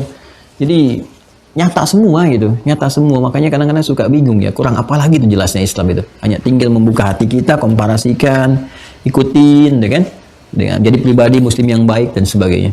Nah ini jadi dimulai dengan ayat dulu. Dengan ayat nih Anda bisa dapatkan penambahan iman, dapat petunjuk, dapat iman, dapat petunjuk. Ini tadi dibacakan ayat-ayatnya. Kalau saya terlampau cepat karena waktu sebentar lagi berakhir, diputar kembali videonya ya, nanti cek kembali di mushafnya. Kemudian dari kalau semua iman itu didapatkan, maka ada konfirmasi dari jiwa takwa kita yang memberikan dorongan agar semua diarahkan pada kepentingan yang ahad. Tujuannya untuk yang ahad. Yang ahad itu siapa? Allah. Qul huwallahu ahad. Semua yang diarahkan untuk qul huwallahu ahad, untuk ahad disebut tauhid namanya. Maka semua yang bersumber dari rasa, dari jiwa kita. Dari jiwa itu kan muncul rasa. Rasa cinta, rasa tidak suka, kan cinta lawannya benci, kan? Jadi kalau mencintai pun nanti muncul lewat perilaku kan? Dan cinta itu kan dari rasa kan ditembuskan kepada perilaku untuk bersikap, menunjukkan ekspresi cintanya. Ya, senyum dengan cinta, menatap dengan tatapan kebaikan-kebaikan, berjalan dengan rasa kasih dan sebagainya. Itu hubbun namanya. Ya, mahabbah. Untuk membenci juga lawannya benci. Nggak suka, mata bisa melotot, berpaling, macam-macam. Itu kan ekspresi benci. Nah, kalau bersumber dari iman, maka semua tadi petunjuk kalau dikerjakan, kata Imam Al-Bukhari teruskan, wal hubbu fillahi wal bughdhu fillahi minal iman. Nih. Maka kalau sudah ada iman dalam jiwanya, itu akan menggerakkan. Maka cintanya pun bersumber dari imannya, benci pun karena petunjuk imannya. Nah, benci pada yang bagaimana? Pada yang buruk-buruk. Karena iman itu mengarahkan pada yang baik semua. Iman kan konektivitasnya ke Allah, ya kan? Sedangkan Allah maha baik. Innallaha thayyibun la yaqbalu illa thayyiban. Allah itu maha baik. Nggak mungkin bersumber dari Allah yang jelek-jelek. Ya, menipu nggak mungkin bersumber dari Allah. Ya, bikin hoax nggak mungkin bersumber dari Allah. Korupsi nggak mungkin bersumber dari Allah. Semua baik-baik. Karena Allah memberikan cahaya, Allah kan nurun ala nur, memberikan cahaya kepada apa? Kepada iman. Nuruhum yas'a baina aydihim wa bi aymanihim. Karena cahaya ilahi itu disampaikan kepada jiwa iman, makanya iman memerintahkan kepada kebaikan. Ya, dari kebaikan muncul pada arahan yang baik-baik, cinta pada kebaikan. Jadi kalau ada benci pun dari iman, membencinya kepada yang tidak baik, lawan dari baik. Membenci yang hoax, membenci sifat-sifat buruk, ya zina, fahsya, mungkar, akumulasinya itu. Jadi kalau benci karena iman, pasti bencinya pada yang jelek. Nggak suka gitu kan. Dengan apa? Dengan gibah, dengan fitnah, dengan celaan, dengan perpecahan, dengan keburukan, dengan pencurian, pembunuhan, perzinahan, mabuk-mabukan. Nah itu cahaya iman.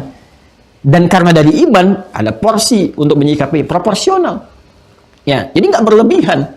Benci tidak berlebihan, cinta nggak berlebihan, tapi diatur porsinya, sesuai dengan kadarnya. Itulah indahnya. Nah, sekarang bagaimana untuk memenuhi semua itu supaya kita mengetahuinya dengan baik? Ya, mendalami ayat-ayat tadi, membaca clue-nya dan sebagainya sehingga melahirkan sikap-sikap tadi. Mesti lihat hadis. Ya, karena itu berlanjut kita ingin bacakan hadisnya. Ya, hadisnya dari siapa? Harus jelas siapa yang menyampaikannya. Ya, siapa informasi yang bisa didapatkan, dilacak dari siapa. Nah, karena itu kita lanjutkan nanti di pertemuan berikutnya karena waktunya udah habis untuk hari ini. Ya, alhamdulillah ya. Tolong sabar ya teman-teman, sabar dikit. Ya. Jadi apa yang guru-guru kami pernah ajarkan supaya jadi pahala jariah juga untuk beliau. Jadi kadang-kadang saya sambungkan ke tata bahasa. Jadi guru-guru yang mengajarkan saya bahasa Arab tuh alhamdulillah insyaallah mudah-mudahan dapat pahalanya juga. Yang ngajarin nahwu, saraf, balaghah, macam-macam arud dan seterusnya. Ada guru-guru kami tuh. Ya, Masya Allah Ustaz Budairi yang mengajarkan arud, itu kan. Ada ustaz-ustaz yang lain, Ustaz Aun yang mengajarkan saraf waktu di Tripoli itu. Kemudian ada balaghah, Syekh Abdul Latif Asywairif ya. Kemudian nahwu, kalau nahwu banyak Ustaz Srina gitu kan. Kemudian yang lain-lainnya Masya Allah gitu. Jadi terbayang kalau saya sedang menyampaikan itu, bahas ini terbayang guru-guru kita itu. Nah, jadi kita pun bermohon saat bersamaan, meskipun lewat suara hati kita, ya Allah rahmati guru-guru kami. Ya, dari yang sebelumnya, dari TK, dari SD, dari yang rumah orang tua, sampai semua dapat keberkahannya. Jadi mohon izin kalau saya mengajar agak dalam sedikit misalnya untuk memahami ke sini, mudah bagi saya untuk bacain hadis saja gampang. Ya, tapi kami menginginkan ada keberkahan dari ilmu yang telah Allah titipkan. Jadi dari yang ngajarkan ini kita sampaikan. Dan alhamdulillah insya Allah kalau sepanjang yang saya rasakan menerima pengajaran dari guru-guru seperti ini, jadi mengakar gitu. Kita tahu ke sini alurnya. Dan rasanya berbeda ya, ke dalam jiwa kita rasanya akan berbeda dibandingkan kita langsung baca ngaji begini langsung bagus, nggak ada masalah, semua ada porsinya. Jadi kalau teman-teman ingin langsung, kan ada ustadz-ustadz lain juga yang baik-baik, bagus, Masya Allah nerangkannya ini ke sini, kan mungkin porsinya beda-beda. Ada yang langsung ngaji hadisnya, ada yang berkisah, ya semua mengajarkan apa yang didapatkannya. Kalau dapat ngaji kitab ini dari guru ini, ya beliau akan sampaikan begitu, dan pasti akan menghormati gurunya juga. Silakan cek deh kalau mau ngajar itu. Kadang-kadang beliau berdoa untuk gurunya dulu dan sebagainya, nyambungkan ke atasnya dan seterusnya. Ya, prinsipnya adalah menebarkan kebaikan-kebaikan, ketentraman yang kiranya bisa didapatkan. Sehingga tadi kalau kita mau sempurnakan Islam, Muslim, Silmi, dapat apa kalau diajarkan semua itu? Dapat salam. Makanya semua mengonfirmasi tentang salam. Ya, siapa misalnya Nabi Yahya mengonfirmasi wassalamun alaihi yauma wulida wa yauma yamutu wa yauma yub'atsu hayya. Nabi Isa mengonfirmasi wassalamun alayya yauma wulidtu wa yauma amutu wa yauma ub'atsu hayya. Nabi Muhammad mengonfirmasi lebih dalam lagi, bahkan dikonfirmasi nabi-nabi sebelumnya karena risalah pun yang dibawa dengan namanya Islam. Satu-satunya nabi rasul yang nama risalahnya langsung Islam. Ya, makanya Islam untuk mengonfirmasi kebenaran yang sebelumnya. Ini yang dibawa dari mulai Nabi Adam, Nabi Nuh, rasul pertama, terus Nabi Adam kan nabi pertama, Nuh rasul pertama, terus sampai ke Nabi Muhammad. Nah, uniknya Nabi Muhammad langsung namanya Islam, yang mencakup ke semuanya. Kalau dulu kan syariatnya Musa, syariatnya Isa alaihissalam, syariatnya Daud, Sulaiman, ya suhubnya Ibrahim. Begitu Nabi Muhammad, Islam semua, baik syariat, mencakup imannya dan syariatnya, akidah dan syariatnya semua.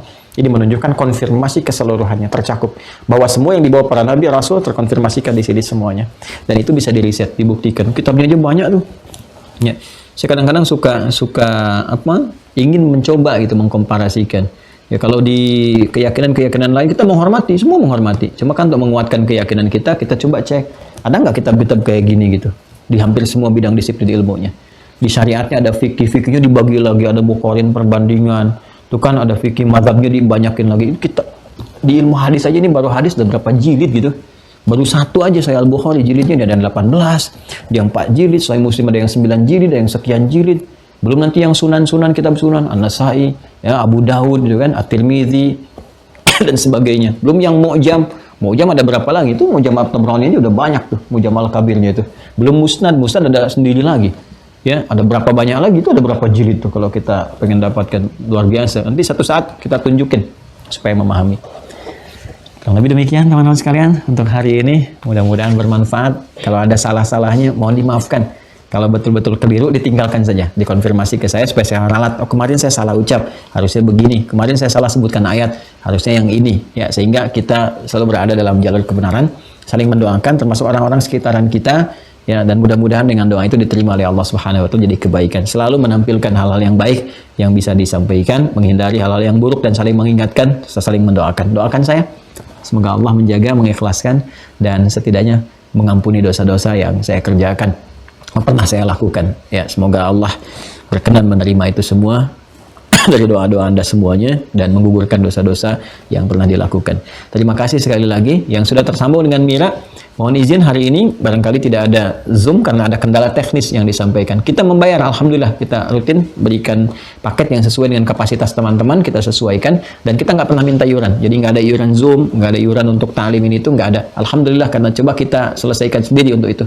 Terus saya katakan kalau Anda mau infak mau apa, ya silahkan salurkan sesuai dengan porsinya aja. Nanti kalau ada di kegiatan Mira baru kami sampaikan. Kalau nggak ada silahkan, ini ada untuk pesantren silahkan, operasional dakwah silahkan dan masing-masingnya. Kalau untuk paket tuh kebutuhan Anda sendiri. Untuk nanti cetak lagi kan masuk ke Mira nanti ada tersambung ke Uwah Corner ya, ke Uwah Corner ya. Ke Uwah Corner itu ada paketnya untuk menulis, untuk panduan. Nanti kan di situ ada panduannya untuk Ramadan, jadi bukunya bisa dipakai. Kan harus dicetak. Kalau cetak banyak mungkin perlu kontribusi teman-teman juga. Ya, dan dari situ juga kami salurkan ada yang untuk yatim, ada untuk duafa, itu kan ada untuk juga teknis dan sebagainya. Kalau yang seperti ini kita selesaikan sendiri dan mudah-mudahan Allah ridha untuk itu semuanya. Terima kasih info untuk teman-teman, saudara-saudariku. Semoga Allah rahmati Anda semua khususnya yang ada di sekitaran Lumajang ya. Kita bersama Anda insyaallah doa semampu yang bisa kita lakukan dan tim kami juga insyaallah memfollow up di sana teman-teman speed ya dan sebagainya yang ada di sana. Kita akan follow up mengaktifkan kembali proses pembelajaran, sudah koordinasi dengan desa, nanti ada tim langsung bergambar wahker nanti pakai baju dan sebagainya ya di lapangan dakang agen dan lain sebagainya ya. Terima kasih atas perjuangan teman-teman semua, semoga diridhai Allah Subhanahu wa taala. Insyaallah di mitigasi kita membantu bermitra bersama-sama dengan yang lainnya dan mohon izin ya saya sampaikan kami tidak membuka donasi. Ya, jadi apa yang saya sampaikan itu hanya pesan saja bahwa ada wilayah-wilayah yang belum terjangkau karena kita bersinergi. Jadi pemerintah alhamdulillah misalnya masuk lewat yang mana, terkumpul di mana. Nanti bantuan kemarin laporan ke saya rinci sekali detil. Di mana, kapan, kejadian berapa, ada korban seperti apa, bagaimana keadaan seperti apa, nanti yang sudah tercover di mana aja. Nah, kita masuk kepada yang belum tercover. Kita sampaikan itu supaya ada informasi, jadi saling melengkapi di situ. Nah, sekarang kita masuk ke untuk penguatan ini, pendidikan. Jadi insya Allah ada nanti pengajar ya, terus sudah kita petakan kepada yang diperlukan yang kiranya untuk melengkapi jangkauan-jangkauan yang belum terjangkau. Dan mohon izin ya, kami tidak membuka donasi. Sekali lagi tidak membuka donasi, itu murni dari apa yang kami kumpulkan di internal saja, di kami saja gitu kan, nanti disalurkan. Mudah-mudahan Allah jaga dan tolong diingatkan, didoakan supaya nggak ada unsur-unsur ria dan lain sebagainya, tidak bermaksud demikian. Ya, semoga Allah ridhai sekali lagi. Terima kasih untuk pertemuan hari ini. Allahumma taqabbal minna innaka antas sami'ul 'alim wa tub 'alaina innaka antat tawwabur rahim. Rabbana atina fid dunya hasanah wa fil akhirati hasanah wa qina adzabannar. Allahumma tsabbit fi qulubina ya Allah bi nuril Qur'anil Karim wa tsabbit fi qulubina ya Allah bi hadyi rasulikal Mustafa sayyidina Muhammad sallallahu alaihi wasallam al-amin. Allahumma rabbana taqabbal minna rabbana taqabbal minna innaka antas sami'ud du'a. Wa sallallahu ala sayyidina Muhammad wa ala alihi wa sahbihi ajma'in. Subhanakallahumma bihamdika asyhadu an la ilaha illa anta nastaghfiruka wa natubu ilaik wa akhiru da'wana alhamdulillahi rabbil alamin. Terima kasih, semoga berkah di hari Jumat ini. Jangan lupa sunnah-sunnah Jumat yang ikhwan, salat Jumat hari ini sesuai dengan wilayahnya masing-masing. Titip doa, semoga Allah ampuni saya dan keluarga dan rahmat untuk kita semua. Assalamualaikum warahmatullahi wabarakatuh.